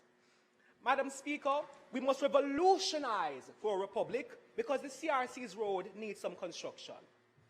I see a three-step process to accomplish this. Firstly, social presence, secondly, education, and thirdly, engagement. Firstly, the CRC must have a stronger social presence so that persons become generally aware of reform and republicanism. The CRC ought to become a veritable social commentator, releasing articles and providing opinions and analyses of social phenomena through public forums and explaining how they relate to reform. Advocacy groups like the Jamaica Accountability Meter Portal, the Advocates Network, and others stay relevant through quick responses to the issues their constituents face. Taking this approach demonstrates to the citizens that their work is for the benefits of Jamaica and that they're agile and accurate in their reaction to stimuli. The government has done well to place an emphasis on the Republican transition undertaken by our Trinidadian and Barbadian neighbors, but they should also emphasize the importance of Jamaica pursuing this historic divorce. Secondly, we must be educational, more importantly dynamic, in order to target demographics that cannot be reached by the long lectures and everlasting papers. UNESCO reports that 11.9% of adults are illiterate, and data report also suggests that 17.6% of Jamaicans started 2023 offline. Therefore, we must make the Constitution and literature describing it like David Batt's Law and Constitution for every Jamaican, available in audio, braille, patois, and interactive infographics online, and providing physical copies at public libraries. The CRC might also compile the findings of previous town halls, public broadcasts, government submissions, and other important statements from the committee, as well as hard deadlines for progress in a simple, comprehensible way. These should be published on their website so that citizens can actively monitor the committee and keep it accountable. Thirdly, we must be engaging. There are many key groups, but I'll focus on the youth and rural Jamaicans.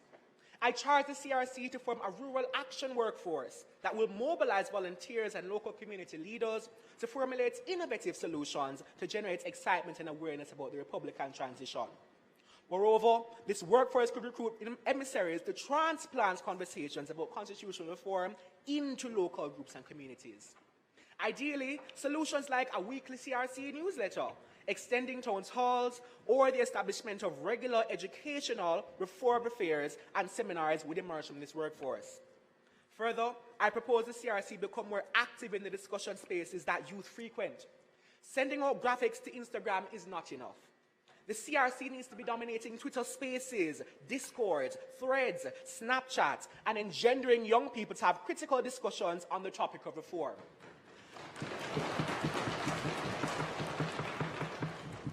This process is more than understanding that a reform is coming, but understanding the reasoning behind it.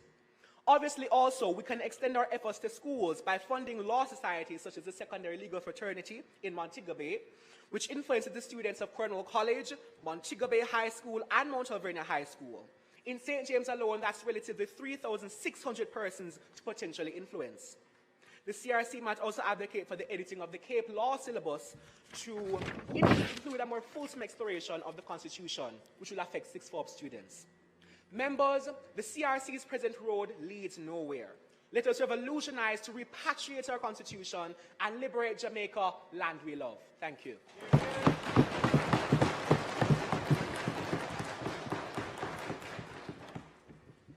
Thank you. Coming to address us is Mr. Anthony Parker from St. Catherine Central.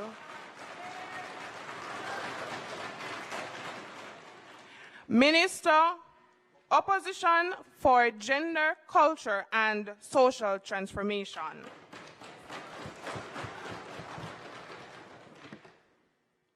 Honorable members, esteemed guests, and fellow citizens of Jamaica. Today, I share a vision that holds transformative power to uplift our nation, paving the way for a brighter future. Jamaica, a land of resilience and unity, is ready for a journey of constitutional reform, public education implementation that will define the societal fabric of our nation.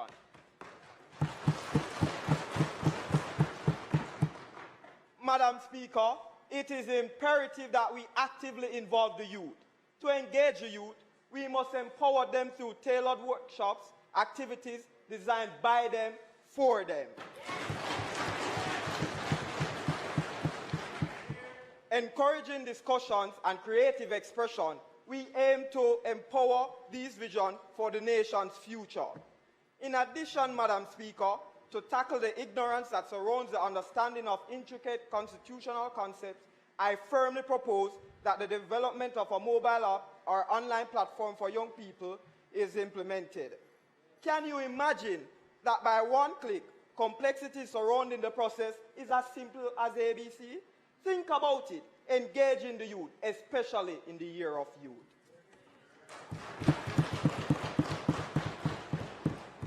Madam Speaker, a Jamaica of tomorrow is a Jamaica that is inclusive and where minority groups are actively engaged. Consequently, in our pursuit of constitutional reform and the journey to a republic, we cannot overlook the individuals with disabilities. Madam Speaker, it is crucial that we actively engage the deaf and blind community in this transformative process. Information on our road to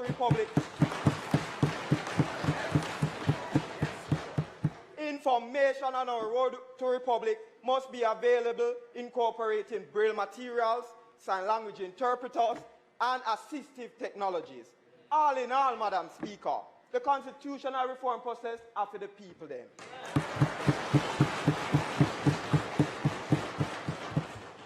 Madam Speaker, this is the point in our nation's history we need to revisit civic education in our schools curriculum.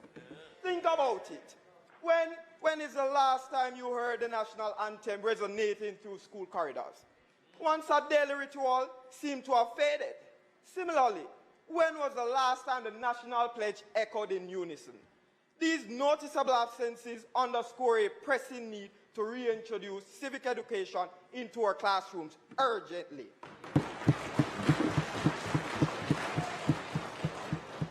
Madam Speaker, without this crucial reinstatement, we face the peril of our nation fabric fading. Moreover, Madam Speaker, our level of patriotism is intricately tied to education we receive. Therefore, it is imperative that the significance of our impending transition and transformative of our government form be imparted through education. Honorable members, Madam Speaker, and Jamaicans watching at home, we are launching a revolutionary movement. Let us ensure that all Jamaicans are engaged and educated in this process, instilling a sense of patriotism and responsibility in civic pride as a key method in this reform process. Madam Speaker, constitutional reform is not merely a process. It is a movement, and it is for all of the people them in every sense.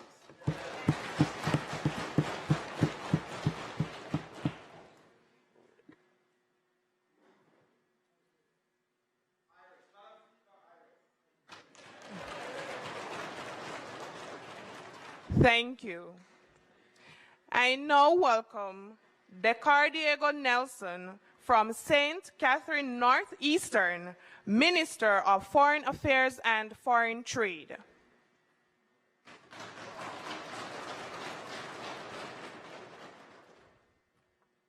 Thank you very much, Madam Speaker. Certainly, if I had a song about the Republic, I would start with that. But until then, one Republic. Madam Speaker, members of this Honourable House, I extend warm greetings to you all from my beautiful constituency of Northeast St. Catherine. Jamaica stands on the brink of reshaping its history, transitioning from a constitutional monarchy to a democratic republic. However, it is important, and while it is important, Madam Speaker, this undertaking is threatened by the reality that the single largest demographic in the population, our youth, are threatened and disengaged. They are disengaged and uninspired. Mr. Speaker, that is no surprise, because we are often described as disaffected, disengaged, and a politically cynical cohort. Sad. But, Mr. Speaker, to address this impediment, I propose a collaboration between the Ministries of Legal and Constitutional Affairs and Education and Youth to accelerate the implementation of the civic education curriculum in our secondary institutions with the view to centralize issues on constitutional reform and legal reforms. Mr. Speaker, gone are the days, as a matter of fact, for the past few years, we have not heard this in our schools. This has not been a thing. But fortunately, the Ministry of Education and Youth decided to reenact this in our curriculum, and to that we applaud that effort. But quite frankly, Mr. Speaker, it has been too late, and even more so, we have the opportunity now to implement it, and we must do so with haste. The reality, Mr. Speaker, is if the coming referendum is to be successful, youths, you, me, and every one of us must do our part. We, the 14th sitting of National Youth Parliamentarians, come here not just to be served, but to serve. Mr. Speaker, we must do our part to ensure that every Jackman and Jill woman in our country understand the significance of this reform and the implications thereof. Mr. Speaker, by accelerating the incorporation of civic education curriculum in our schools, the government now has the opportunity to ensure that youths become the change agents of democratic participation. If you inspire the youth, you inspire the community. Mr. Speaker, furthermore, the educational approach exhibits a significant limitation in that it only offers students surface-level comprehension of their societal responsibilities. I, who have been given A's in my social studies class, for example, found the class boring because the teacher only came there to talk about my rights and responsibilities, but did not show me how to practice those rights.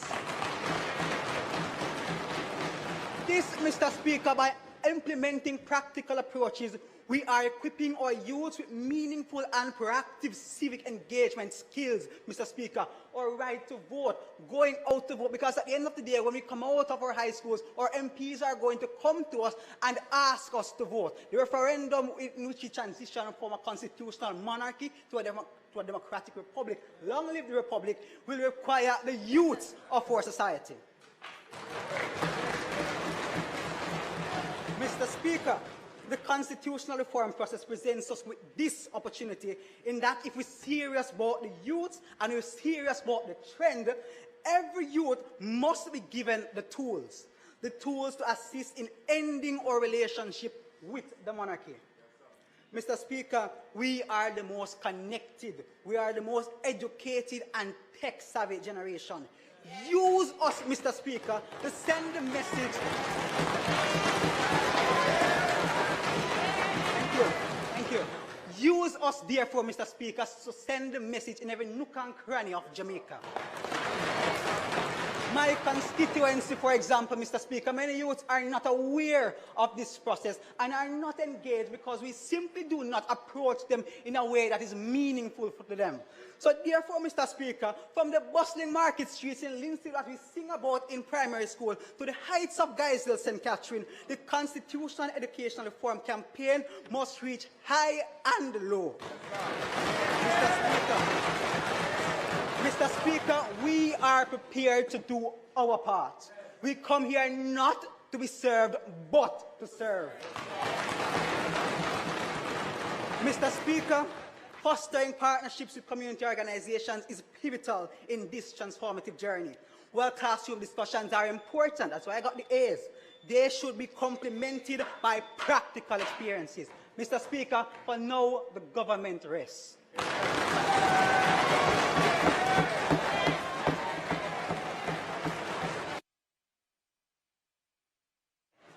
Settle down. Thank you, member. I now welcome Sabrina Barnes, representing Manchester Southern, opposition spokesperson on youth and entertainment.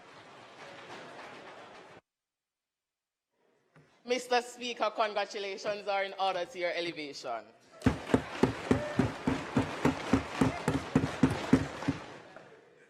Mr. Speaker, on the subject of constitutional reform, young people are back of the class. I rise before you today after 46 plus years to speak on us moving to a republic. There is an urgent need for comprehensive constitutional reform, a reinvigorated focus on public education and implementation of measures that will transform Jamaica into a republic, with emphasis on the language in which the Constitution is presented, youth inclusion and youth participation. As we embark on this crucial journey of constitutional reform, it is imperative that we transcend the complexities of legal jargons and make the language of the Constitution understandable for all. The intricate technicalities that currently shroud our Constitution must be unraveled. I introduce to you a Fiwi campaign where we communicate to the youth through public edutainment, a multifaceted approach that encapsulates social media influencers, secular music, and the vernacular patois-influenced constitution. Mr. Speaker, when we hear savings law clause, and money we are think about. This informal approach will reach the youth from all contexts. We want everyone to overstand.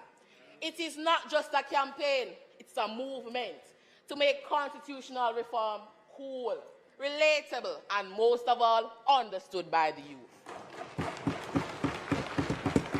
There will be a collaboration with popular Jamaican social media influencers, dancehall artists to make short videos, memes, have interactive Q&A sessions, and infuse constitutional reform importance into lyrics and soundtracks. This will make constitutional reform no longer a new direction, but a conversation. It will be in the barber shop, in the girl group chat, in hair salons, on your veranda, and in the taxi. Furthermore, the Constitution must not be seen as just a mere legal document, but as a dynamic guide, pulsating with life and relevance. The information is available, but the crucial question remains, are our young people incentivized to be active participants in the discourse? It is not sufficient to merely disseminate information. We must induce the youth such as they feel compelled to engage in consultative education. They should feel enthused to actively contribute to the reform and implementation of our Constitution. Mr. Speaker, stay with me. This will create an environment where every Jamaican feels like true owners of our Constitution. Involve the youth, Mr. Speaker, a free republic. We should be a part of it. Nothing for us without us is for us.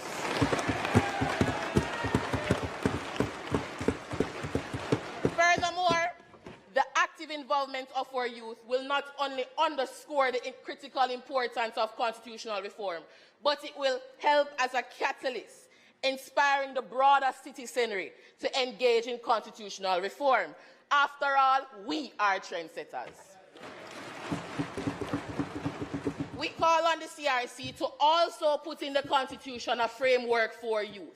We want to see youth officially recognized and speak to our role in national development. Mr. Speaker, it's time them take we more seriously. We will be be a part of the problem if we are not included in the solution. It's time we empower our youth to let them feel like owners of our country.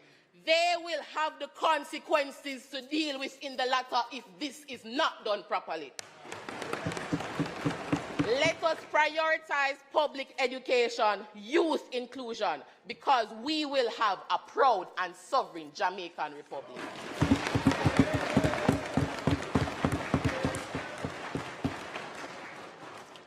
Thank you, member. I now welcome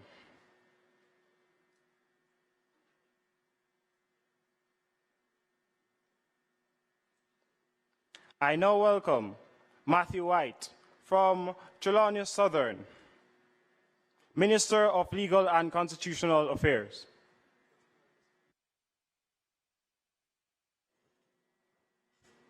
Mr. Speaker, I now move that the motion be approved.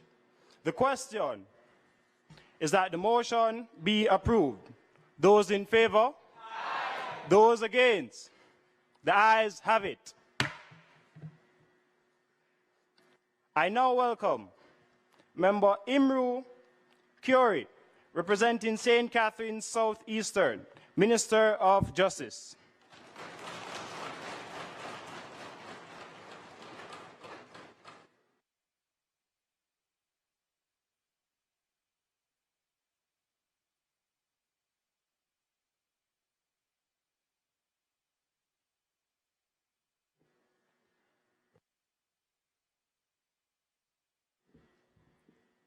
Mr. Speaker, I don't only stand here as the Minister of Justice. I stand here to represent my people of Southeast St. Catherine. His Excellency the Most Honorable Sir Patrick Allen said, "There's nothing wrong with Jamaica that cannot be fixed with what is right with Jamaica." Ladies and gentlemen, on this honorable house, good morning. Mr. Speaker, today I stand before you to address a matter of great importance. It has been plaguing us as a society for years and still is. It's like a dark cloud that demands our immediate attention, action, and collective efforts. The epidemic of school violence. As we gather here, Mr. Speaker, it is disheartening to know that approximately 79% of Jamaica's children experience some form of crime and violence in their homes and communities, highlighted by the UNICEF. Mr. Speaker, we don't want no more stabbing up in our schools. These distressing circumstances have resulted in a surge of violent or maladjusted behavior among school children, especially with the return to face-to-face classes post-COVID-19 pandemic. This led to an alarming increase in bullying and fighting. For example, the recent incident at the B.B. Cook High School, where a student was hospitalized following the fight with schoolmates. Mr. Speaker, schools should have one guidance counselor to every 500 students, according to Minister of Education and Youth, the Honorable Favour Williams.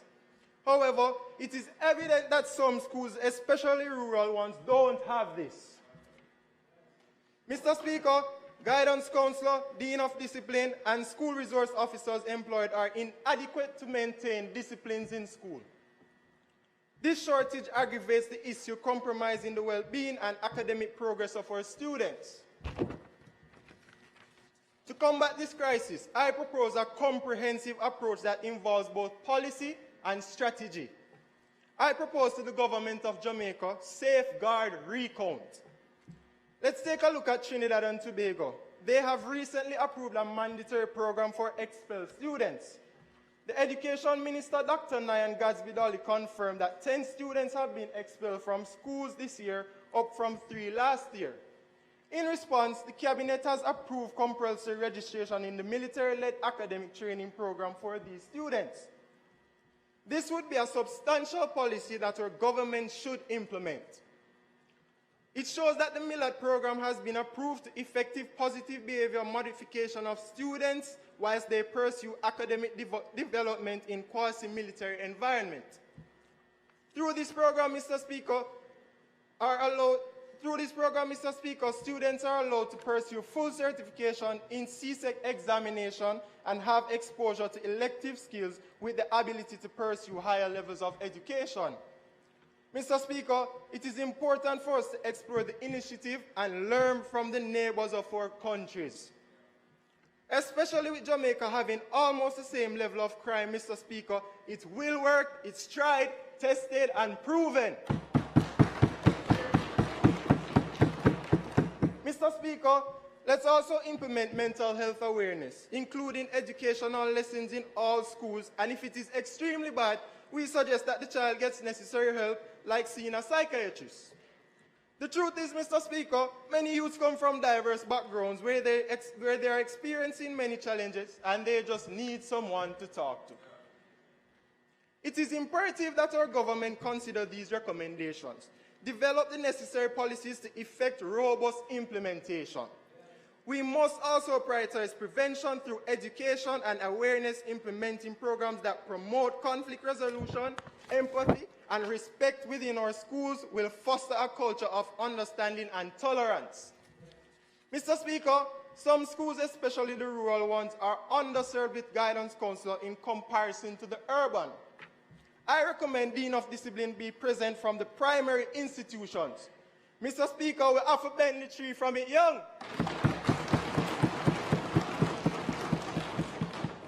We need to have social workers collaborating with guidance counselors.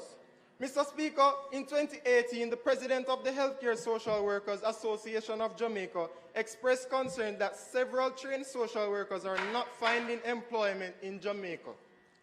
Despite the increased need for persons who specialize in this field, in another article, Chairman of the Public Administration and Appropriations Committee, Michael Phillips, urged the administration to step up its efforts. Mr. Speaker, I end with, may God bless Jamaica, land we love.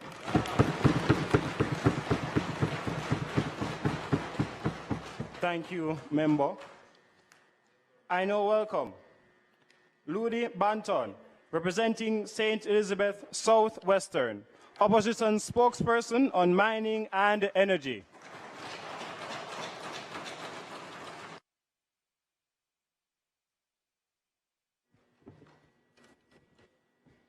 Mr. Speaker, crime and violence is the greatest threat to Jamaica now. It is not poverty. It is not the pothole-ridden roads that we have in this country.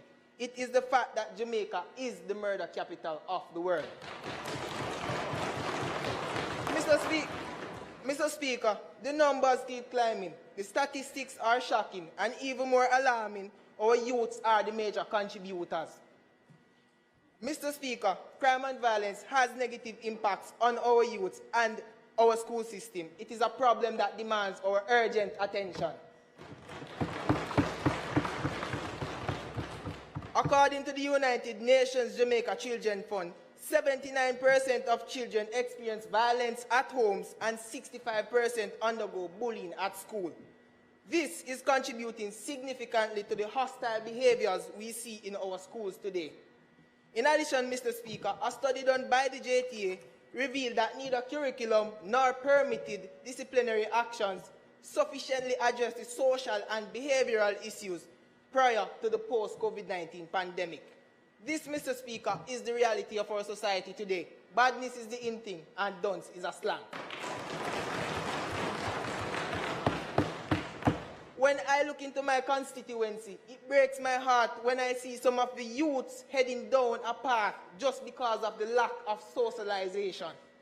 Mr. Speaker, as a part of the solution to these problems, it is important that we focus on the socialization of the family as a fundamental principle to curb youth crime.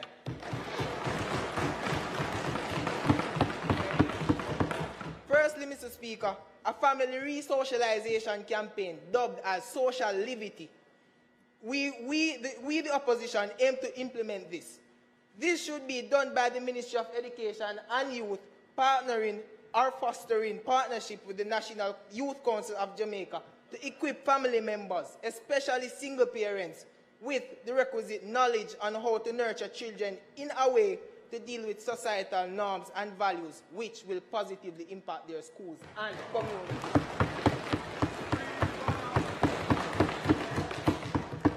implement this, the Ministry of Education, partnering with the National Youth Council, should conduct a survey to launch the Youth Social Livity campaign to address these behavioral issues.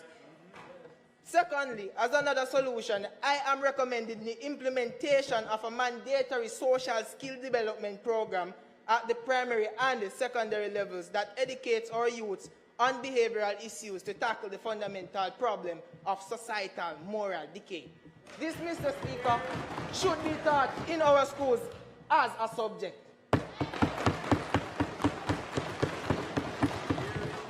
In order to implement this program, Mr. Speaker, the Youth Parliament recommends that the Ministry of Education, along with the JTA, host workshops to train and equip teachers with the requisite knowledge and tools to teach these classes.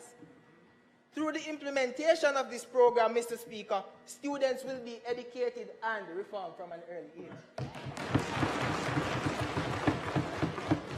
This program ensures that they know how to handle conflicts as well as crime and violence in their surroundings. Significantly, it will also contribute to the development of a future education system where the youths are less prone to commit violent acts. The prevalence of crime and violence among our youth and its detrimental impact on the school system requires a collective effort to overcome. Let us stand together as a community and empower our youth to choose a path of peace, education, and progress. As I come to an end, Mr. Speaker, I quote this Bible verse. Train up a child the way he should grow so that when he is older, he may not depart from it.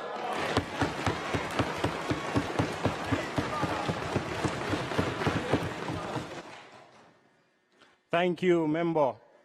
I now welcome Jordania Denton, representing St. Andrews Southeastern, opposition spokesperson on training and competitiveness.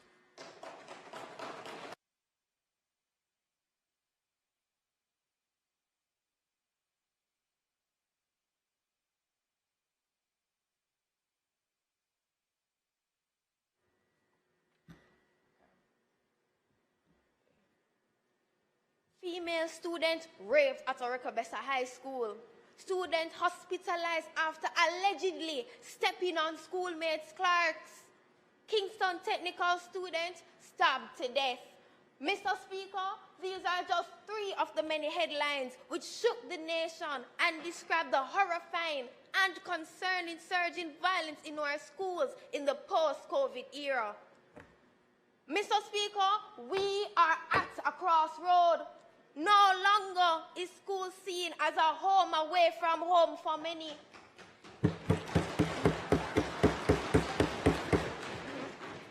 Instead, it is seen as just another place where violence is rampant.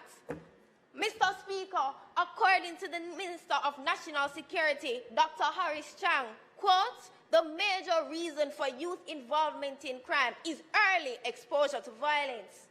This, though horrifying, is not surprising, as according to the 2021 UNICEF Jamaica Country Report, the most common form of violence experienced by children is in the home, with a frightening 85% of children experiencing violent discipline by their parents or caregivers, which, mind you, is not legally prohibited. This is why my first solution is to amend Section 9, subsection 1A of the Child Care and Protection Act to prohibit physical acts of reprimand, such as spanking, as well as verbal abuse, including verbal threats. The act must be interpreted, therefore, to account for all young people, whether disabled or those from the country, town, etc., because all young people matter and all young people deserve protection.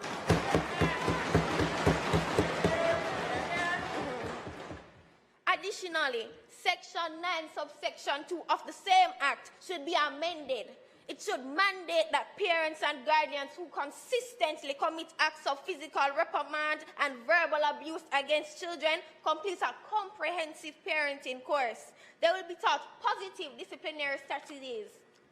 Additionally, the parent or caregiver will be subjected to multiple unannounced visits throughout the course.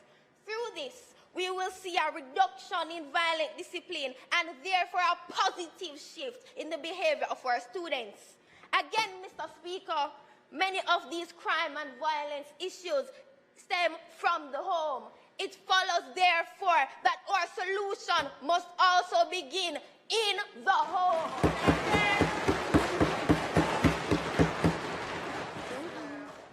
Moreover, Mr. Speaker, it is no secret that students experience violence in their communities.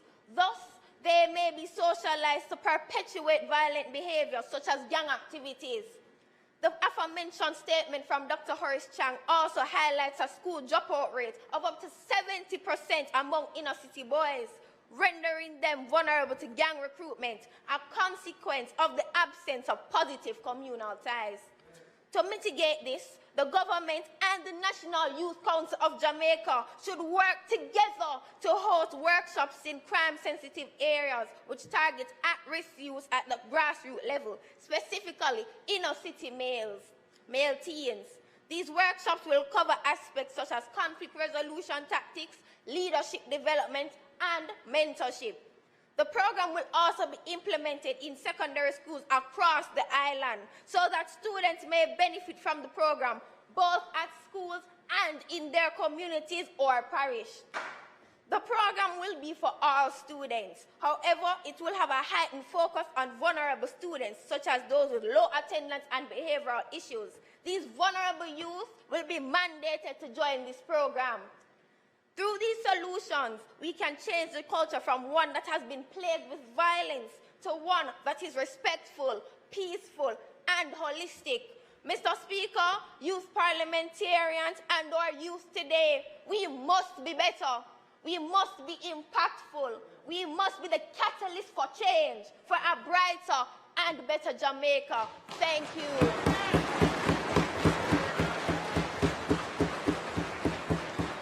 Thank you, Member. I now welcome Bradley Smith, representing St. Catherine West Central, Minister without Portfolio of Information.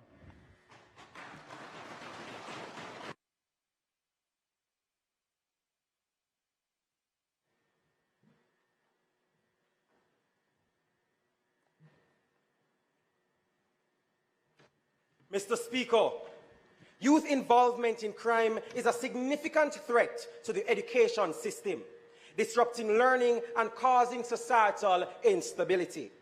Between 2015 and 2021, 6,494 children faced major charges and criminal liability.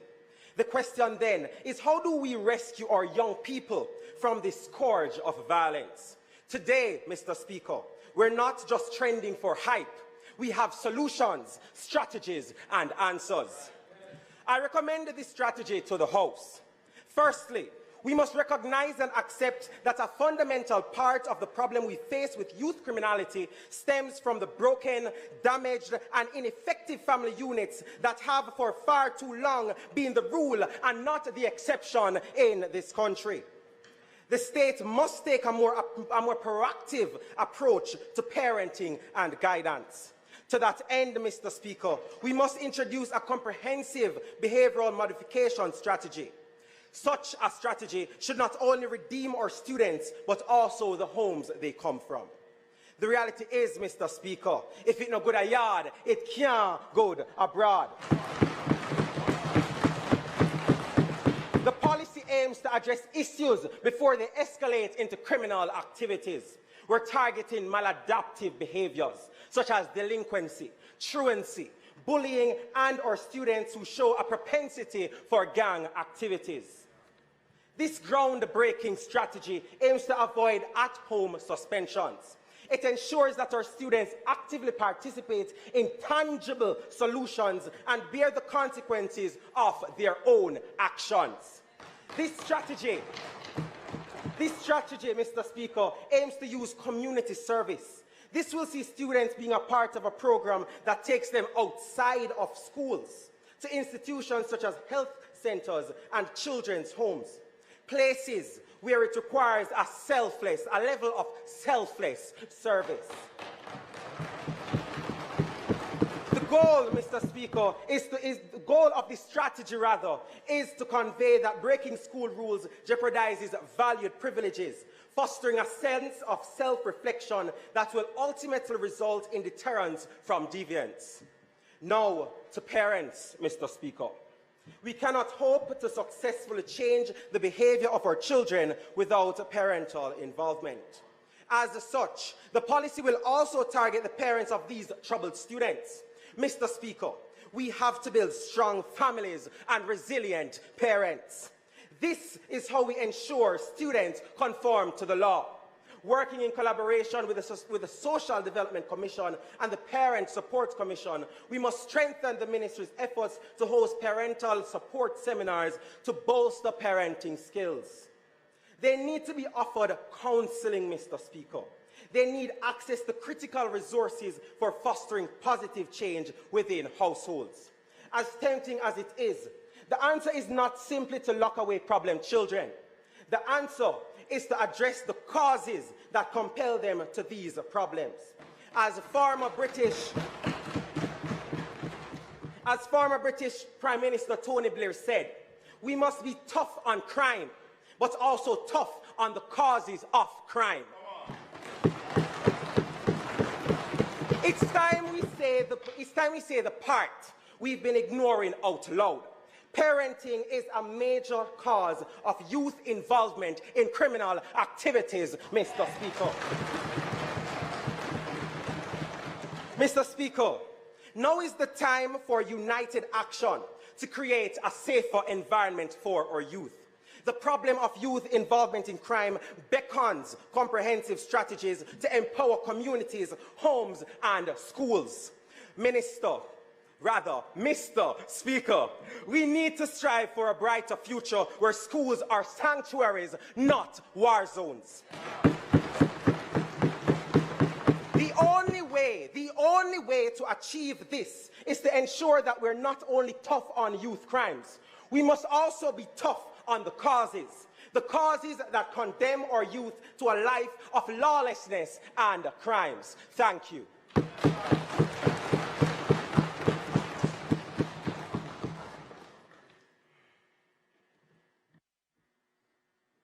I now welcome Member Bradley Smith, St. Catherine West Central, Minister without portfolio of information. Mr. Speaker, I now move that the motion be approved. The question is that the motion be approved. Those in favor? Aye. Those against? The ayes have it. I now welcome Member O'Dane Brooks, representing St. Andrew North Central, Minister of Education and Youth.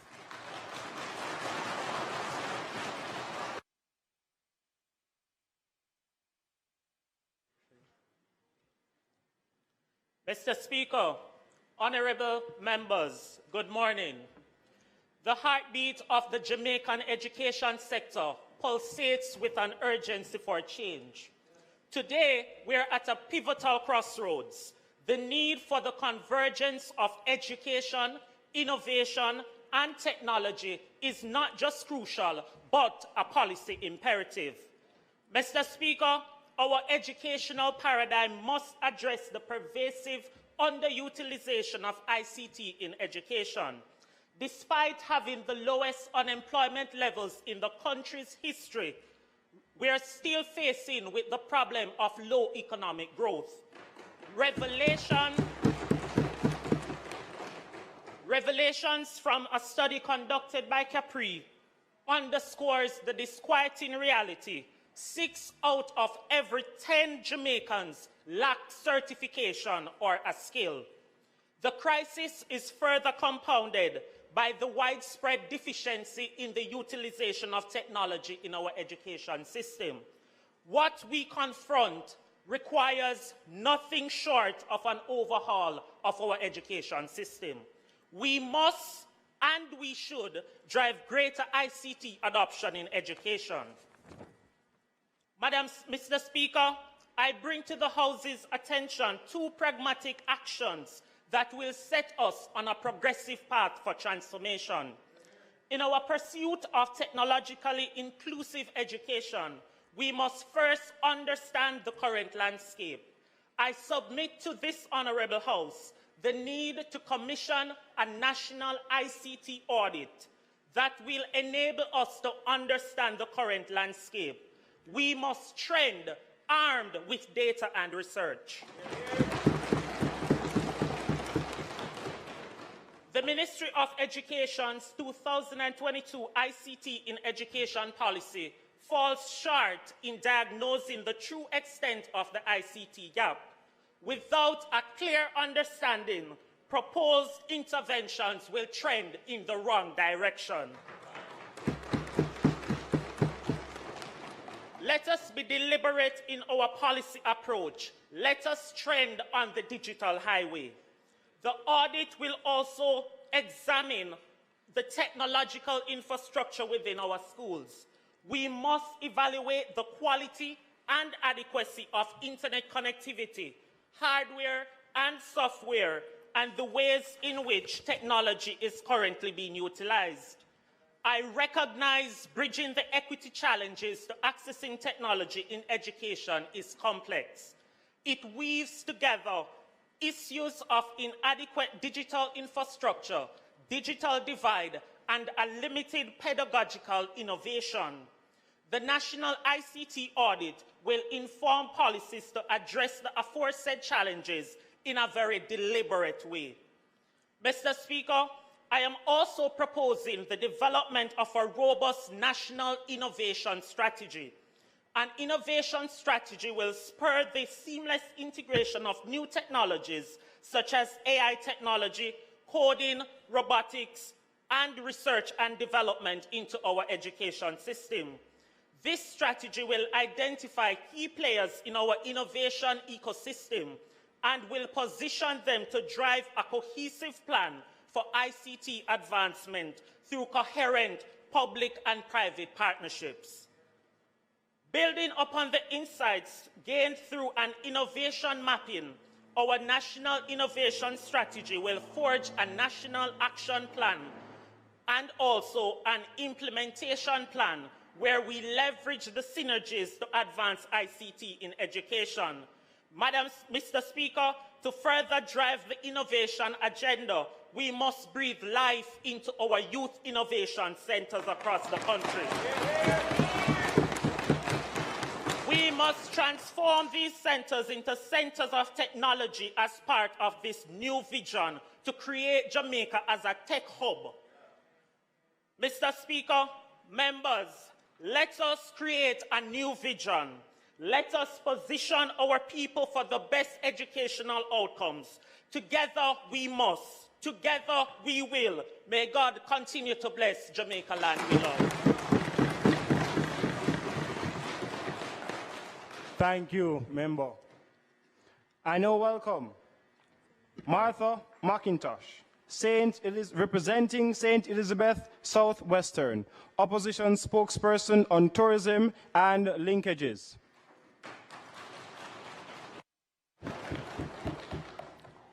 Mr. Speaker, book and pen, stop keep, and heavy textbook, stop carry.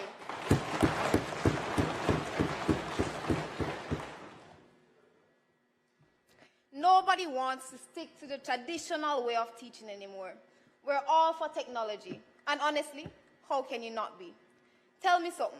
If you have a washing machine, you'd have wash with your hand? Exactly. Mr. Speaker, too many teachers are stuck in their archaic methodology of teaching, but right now, we can't even blame them. Currently, there's a paucity of ICT-related courses offered in post-secondary educational institutions. The ones that exist are genuinely short and inadequate for the demands of the modern world. The Jamaica Teachers Association, JTA, Jamaica Teachers Council, JTC, the Joint Board of Teacher Education, JBTE, and the Ministry of Education and Youth need to start implementing longer courses of study into the student-teachers learning curriculum. Mr. Speaker, people believe that ICT integration nowadays is the typing of a lesson on a laptop or presenting on a tablet. There is little to no information informing future teachers about how easier using technology within schools would be.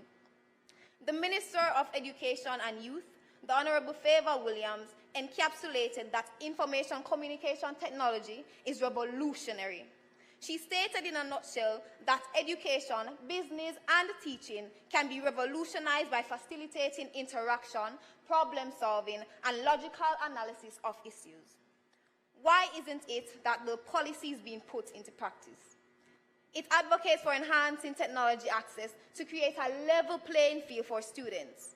In doing so, it aligns the nation and workforce with the growing demands of the 21st century careers. This policy was reformed in 2022, but where are the results? It is now time for us to re-engage and strengthen this policy. Mr. Speaker, the time is now. We need to do better. We need to do better and conform to the changing times. We are not in the age where schoolwork did write on slate and the minute water touch it, the notes run off. No, times have changed and we are moving on to bigger and better. Mr. Speaker, as much as I am for technology in the education system, we are not oblivious to the fact that most Jamaican youth in this system do not have equitable access to resources and inclusive learning. Future leaders of tomorrow, listen to me carefully. We need to advocate for change. How are we going to make technology easily accessible to our Jamaican youth? There are less than 10 youth innovation centers across the island, but while innovative in name, how innovative in purpose are they? Approximately 4 out of 5 households with youth do not have access to technology and devices. I propose we fix this by having community tech hubs incorporated within these centers. These hubs will be located across Jamaica, and they will be free to the public, giving them access to computers, internet, and tech workshops. Parliamentarians, every young person from Grove Lane, Westmoreland to Hill Pass, Portland, need to have access to affordable devices. In this day and age, this is a right. Mr. Speaker, stay with me. In my book, every issue can have a solution, and every issue should have a solution. These, ladies and gentlemen, were my solutions.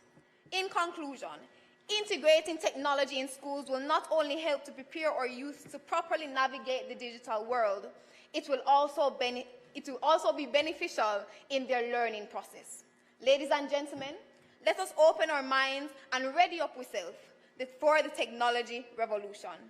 I leave with a quote from Malcolm X. Education is the passport to the future, for tomorrow belongs to those who prepare for it. I thank you.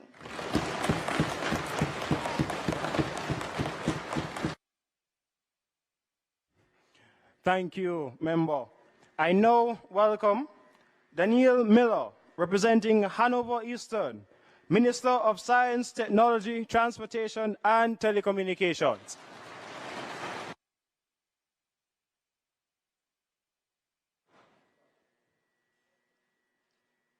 Imagine a world where every child has the opportunity to reach their full potential regardless of their abilities. And in this world, technology is not a barrier, but a bridge connecting all students to the world of learning. Mr. Speaker, we do not have to imagine this world because we can create it.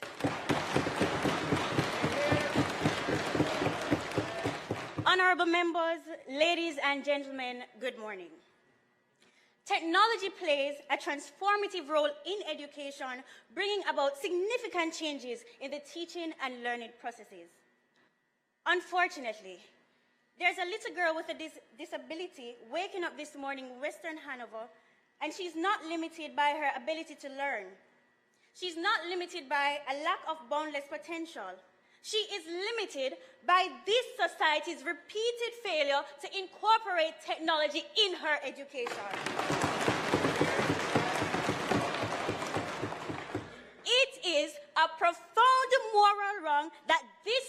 government must commit to making right. Every individual, regardless of ability or disability, has the right to access quality education driven by the best and latest information and communication technology, ICT. Our fellow citizens living with disabilities deserve no less.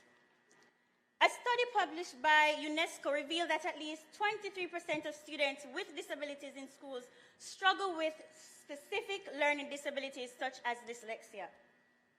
Mr. Speaker, one major problem is the limited usage of assistive technology in schools, which is important to improve students' well-being. That's an investment we shouldn't even think twice about making. Mr. Finance Minister, let's get it done.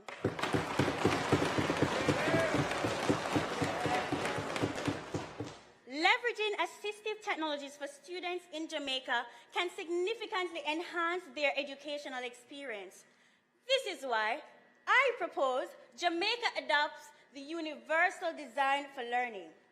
This is an educational framework for creating learning environments that address the diverse needs of all learners. Developing countries such as Kenya, Ghana, and South Africa have already implemented the design in their institutions. And Jamaica could do it too. We could do it by incorporating what I call the AMST initiative.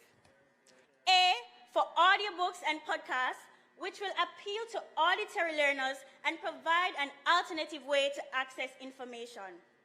M, for mind mapping tools, which will facilitate visual representation of ideas and enhance understanding of complex concepts. S, for speech-to-text software, which will help students to express their thoughts and reduce the impact of spelling and handwriting difficulties on their learning.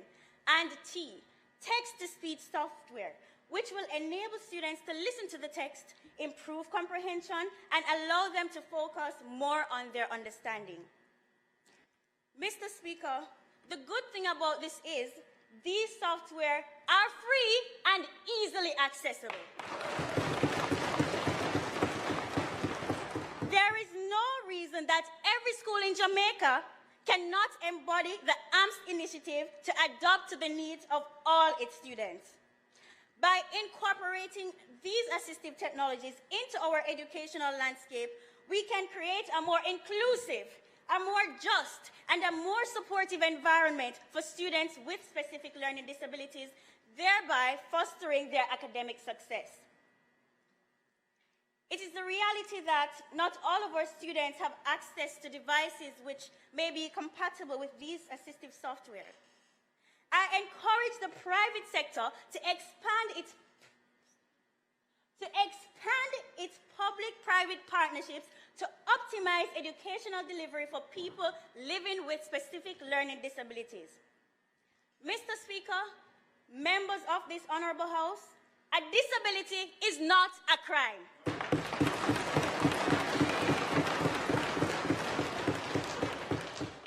To be differently abled should not, must not condemn our fellow citizens to second-class status.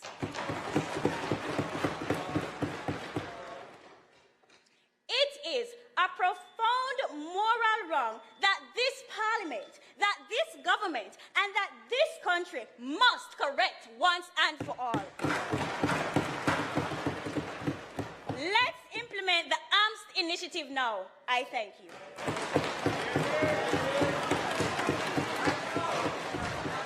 Right now. Thank you, Member.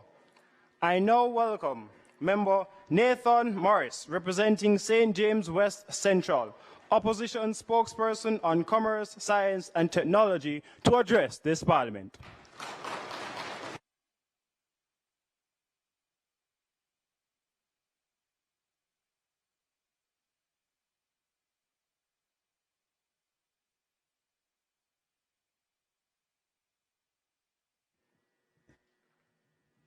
Story come to bump. Technology is now the order of the day. Mr. Speaker, members of Parliament, it's time. It's time for us to fix it. I bring forth my argument that all schools across the nation must now be given equitable access to technology. The Jamaican classroom has always been suited for the traditional methods of learning, but for the sake of our future minds, I say, better must come.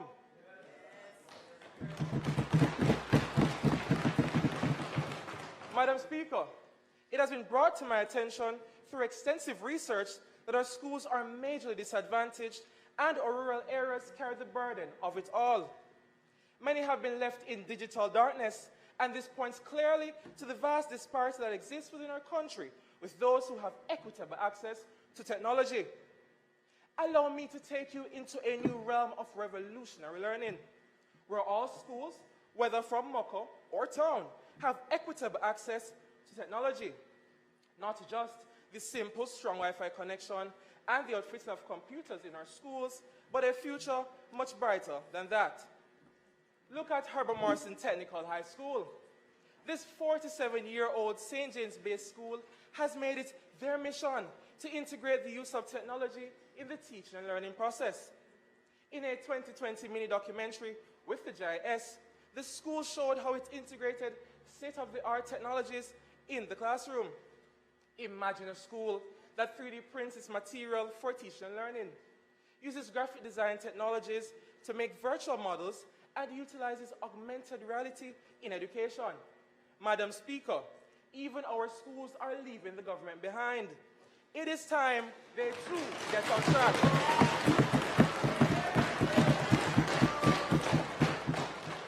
Imagine a future where schools at all levels, from primary to tertiary and everywhere in between, are outfitted with augmented reality sandboxes for geography, 3D printers to replicate intricate 3D models for areas in STEAM education, implementing robotics technology and mandating information technology and coding skills training in all secondary schools.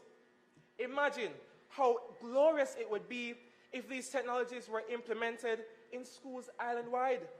Imagine how innovation and ingenuity would boom tremendously among our youth. I stand here with a plan, a vision, a goal. Let's focus on Singapore for a moment. Their education system is one to be studied. It sits among the top in the world, and one key component of this is their heavy integration of technology in teaching and learning. Their success has a direct correlation to their investment in education. Madam Speaker, our country needs to invest. In a recent Our Today article, quote, eLearning Jamaica has distributed 59 interactive panels valued at $24 million Jamaican to multiple schools across the island to improve teaching and learning experiences. Although commendable, $24 million is simply not enough. We need more. We must focus on the future and train our workforce to secure a prosperous economy and an effective society. Training these individuals using state-of-the-art technologies will prepare us to work in industries worldwide. Because Jamaica lags with this progression in technical and vocational industries that adopt modern technologies, train our workforce will allow their skills to be utilized outside the country, whilst recycling those funds into our economy, bolstering our own manufacturing, agriculture, and construction industries. Jamaica must move with urgency to this matter of paramount importance, as access to technology has become a basic human right. We must have a progressive vision rather than a regressive one. Gone are the days of the old dusty textbooks that continue to be pushed onto us by our government. The time for change is now.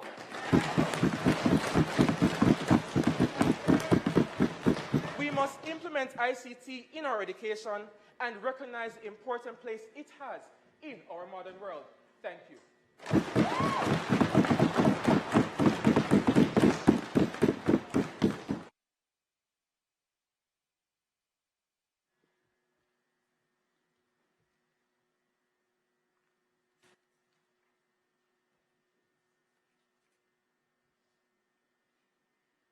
Mr. O'Dane Brooks.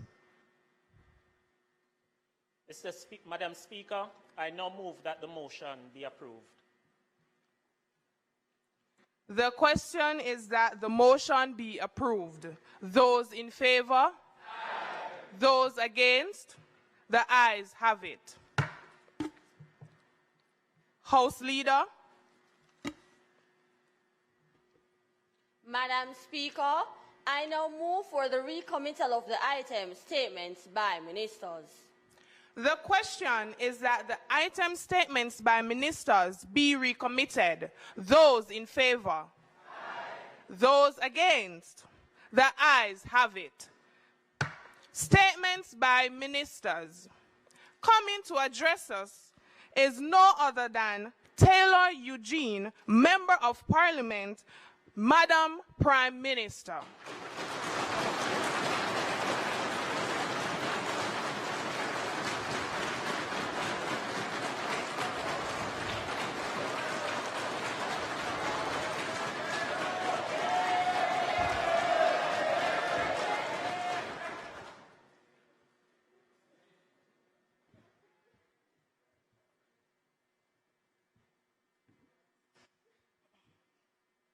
Madam Speaker,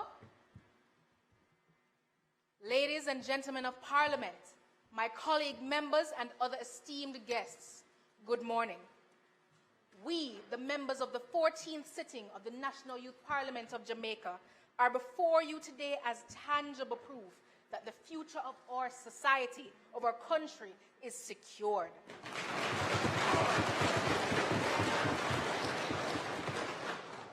From diverse backgrounds, we represent a melting pot of ideas for change, for a future that we will lead. We are fully cognizant that this is not a play thing or a ray thing. This is a big thing.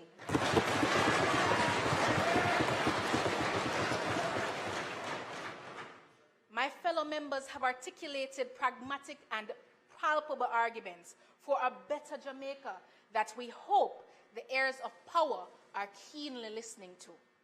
On the matters of financial literacy and education, my government proposes launching a dynamic ambassadorship program in high schools, empowering students as peer teachers. We also advocate for engaging projects like piggy banks from early childhood to instill vital financial concepts, ensuring a lifelong foundation on understanding. If we are serious about leading a legacy of change and truly empowering our youth with financial literacy, it must be at the forefront of an agenda of prosperity and progress.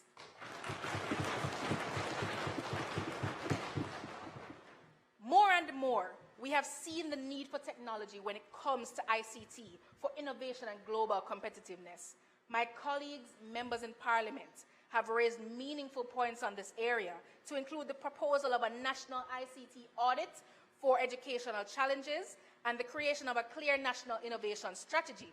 Going further, we recommend adopting the AMST initiative, AMST, for inclusive learning in Jamaican schools, and we urge the Finance Ministry to support this initiative and call on the private sector to enhance public-private partnerships for optimizing educational delivery for students with disabilities. This National Youth Parliament envisions a revolutionized education for all through technology and robust private partnerships, ensuring that no child is left behind, Madam Speaker. My honorable members, this House is a representation of some of the finest and brightest young people representing a wide cross-section of Jamaicans. We have friends who suffer from unemployment. So yes, more young people are being engaged, and employment is at an all-time high and a groundbreaking commendation. But we are at a point where the avenues of employment must be meaningful. It must translate in our standard of living. The youth and pioneers suffer. The Youth Parliament proposes strengthening the LIFT program with a component offering underperforming students voluntary work for skills development. Essential amendments to the guidance and counseling policy, including student participation in career fairs and workshops, are vital for a seamless transition to work, enhancing skills for social betterment and socio-economic growth through entrepreneurship as well. Madam Speaker, I have to touch on the matter of constitutional reform. Throughout our history, youth leadership has been a driving force of change, exemplified by figures like Marcus Garvey, who ignited the flame of Pan-Africanism at just 25 years old, and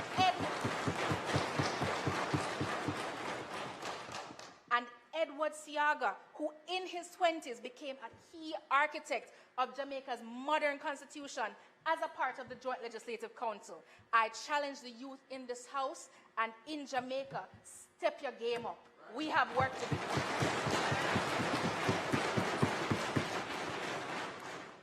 Madam Speaker, as we embark on this journey from a constitutional monarchy to a republic, let us not only acknowledge the rich legacy of youth leadership, but actively harness the innovative power of today's youth. Our recommendation is to launch an inclusive campaign utilizing creative avenues like games and apps that have been mentioned, ensuring the active involvement of youth and underserved demographics in shaping the future of our constitutional landscape. Madam Speaker, I will go further, and I must speak on the ominous threat of crime and violence within our schools, the not-so-silent menace threatening the very essence of our youth education and well-being.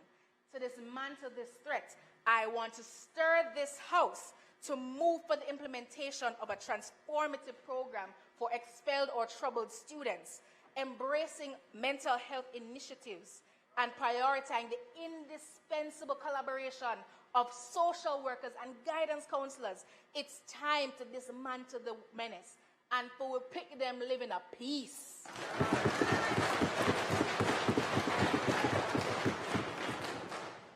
I would be remiss if at this time I did not acknowledge the stakeholders involved in the Youth Parliament today.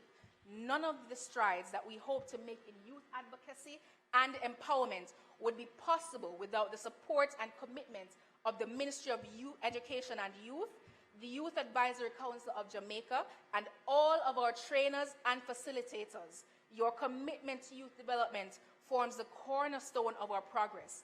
To our county co-chairs and county support, we love when you like cooking.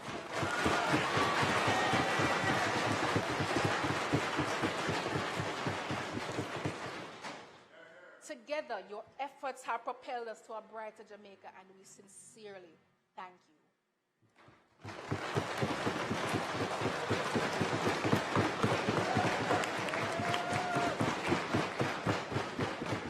To conclude, I will say, youth advocacy is not a whisper drowned in bureaucracy, but it is a thunderous declaration reverberating through the echelons of power.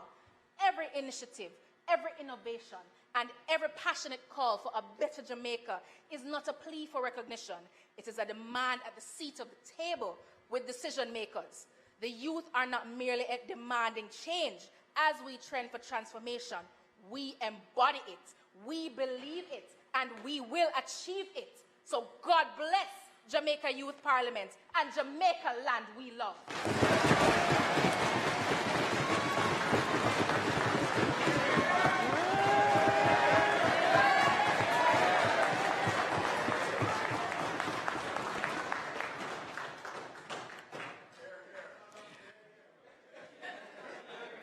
Thank you, Madam Prime Minister. I can see that you take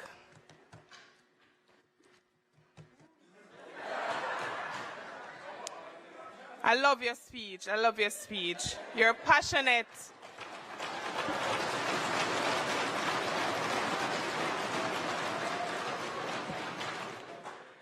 Your speech was very passionate. Thank you, Madam Prime Minister. It's not yet finished. It's not yet finished. Coming to address us from Clarendon Southwest is the Leader of Opposition, Leroy Ferron.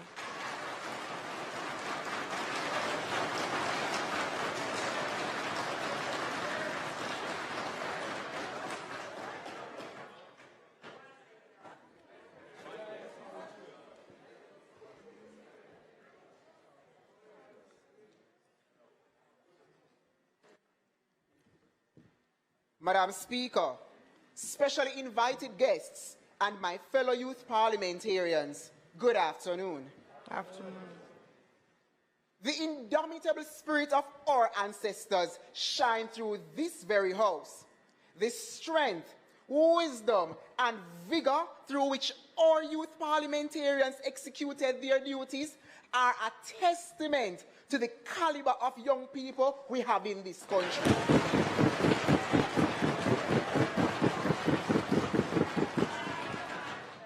Youth matter. As a matter of fact, time come, and young people time.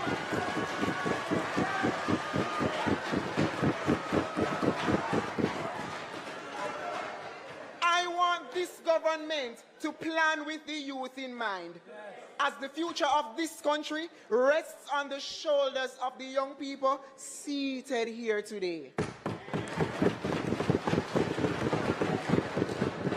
Madam Speaker, our young people have big dreams and aspirations, but there are some issues we must address first. Let's take a look at financial literacy and education transformation. We grapple with a low financial literacy rate, Madam Speaker. This cannot continue if we are to lead a sustainable future. Our young people have not been managing money well. And this has impacted basic buying and selling, as well as the difference between owning and owing.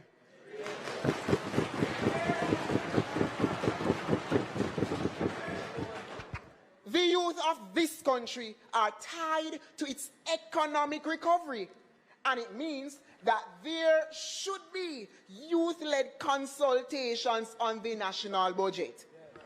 My esteemed colleagues agree that we must implement and incentivize child savings account with various financial institutions, and to sweeten the deal with some unbelievable return on investment. In this era, my friends, we must leverage technology, mobile apps, and learning tools to spread the good news, but of finance.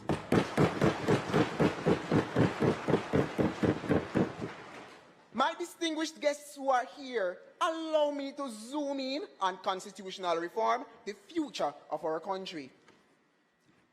Young people need to demonstrate more interest in the democratic process. This honorable House would like to see a greater involvement of our youth in governance so that, come the next election, we will see a far greater voter turnout.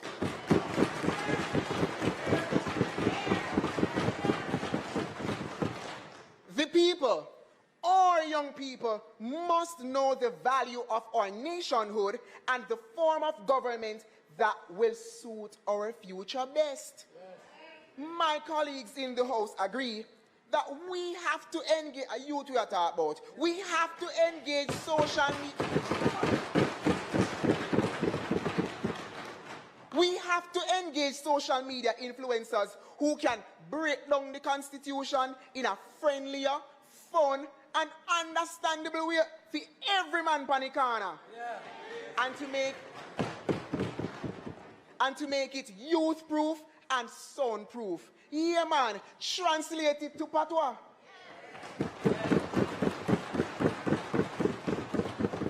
Additionally, if we have to make material,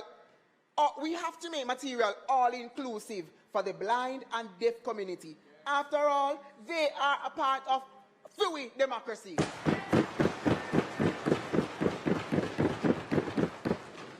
On the note of crime, our young people are still living in fear because the crime rate is like termites eating down the walls of lawfulness.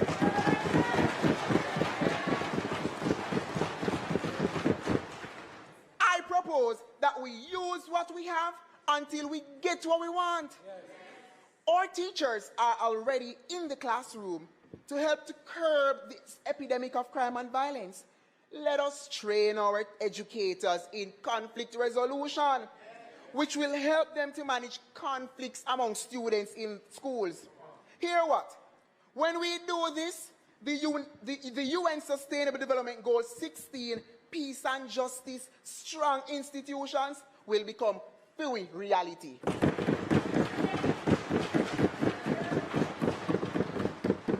My members shared earlier, to reduce crime, there must be a re-socialization campaign for our families because it starts a yard. Yeah. Let's take it a bit further.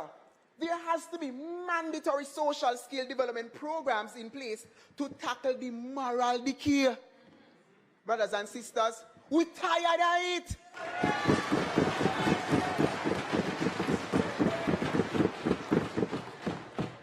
Let's talk about empowering tomorrow's workforce, addressing underemployment through holistic education. The opposition has proposed access to prosperity, right?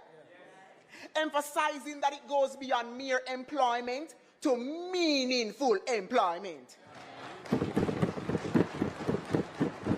Meaningful employment where skills are not just acquired, but are linked to a mindset that every youth in this country must embody. Hear me out. The ministers of this House strongly suggest that the government establishes a research and innovation center geared towards identifying future market trends. We are talking about youth, man. Future market trends and skill requirements. I agree. Furthermore, I propose partnering with various industries to create many more apprenticeship programs. Now, we cannot talk about empowerment for tomorrow without talking about ICT in education. One can't go without the other. It's like rice and peas, not true? My fellow citizens, this House applauds the government of Jamaica for its work in digital transformation. But we could encourage a greater uptake. According to the Patterson report, Jamaica is among the top 20% of nations with the share of its national income and annual budget allocated to education. That is a big thing. Honorable members, I believe that by next year, Jamaica should be the leading Caribbean island or country or nation in digital transformation.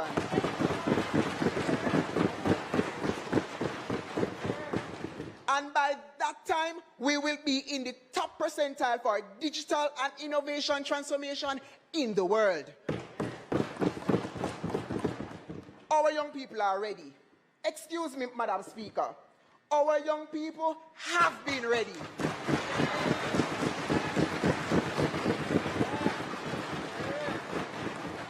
Our young people are committed to doing our part in this work ahead. The only thing that will prevent us is internet penetration, which I know this government will fix. Walk with me. While we applaud the government for the youth innovation centers, they would serve a much greater purpose if we incorporated technology hubs, as Minister Martha said earlier. Yes.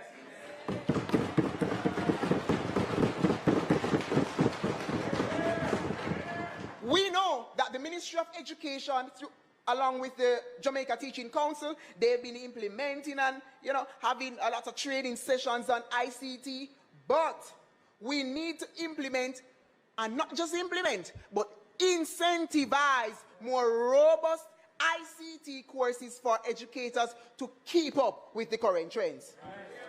Madam Speaker, as I close, with today's sitting of the 14th National Youth Parliament of Jamaica, I believe Jamaica is poised for a sustainable future. Yes. A young people time.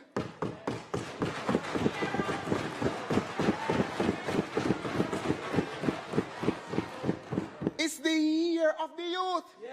And so, the big ideas and the bold steps we take today in this parliament will shape the destiny of this nation.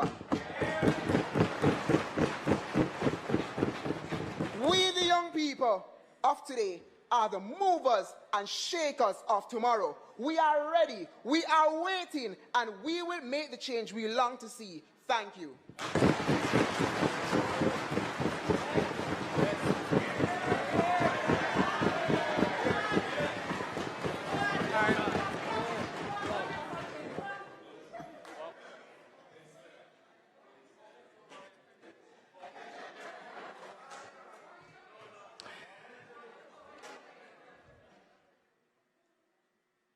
Thank you, opposition leader. Powerful message. House leader. Madam Speaker, I believe it can be said we have had an excellent session today.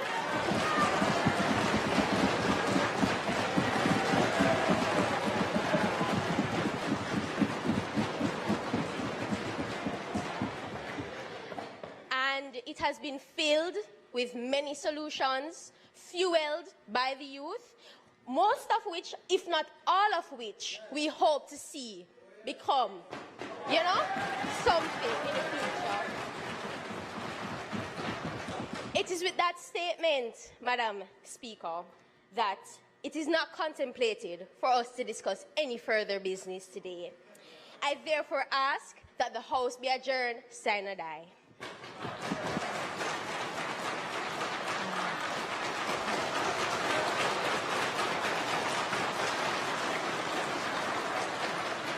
Settle down. Thank you. The question then is that the House do now adjourn sine die. Those in favor? Aye. Those against? The ayes have it.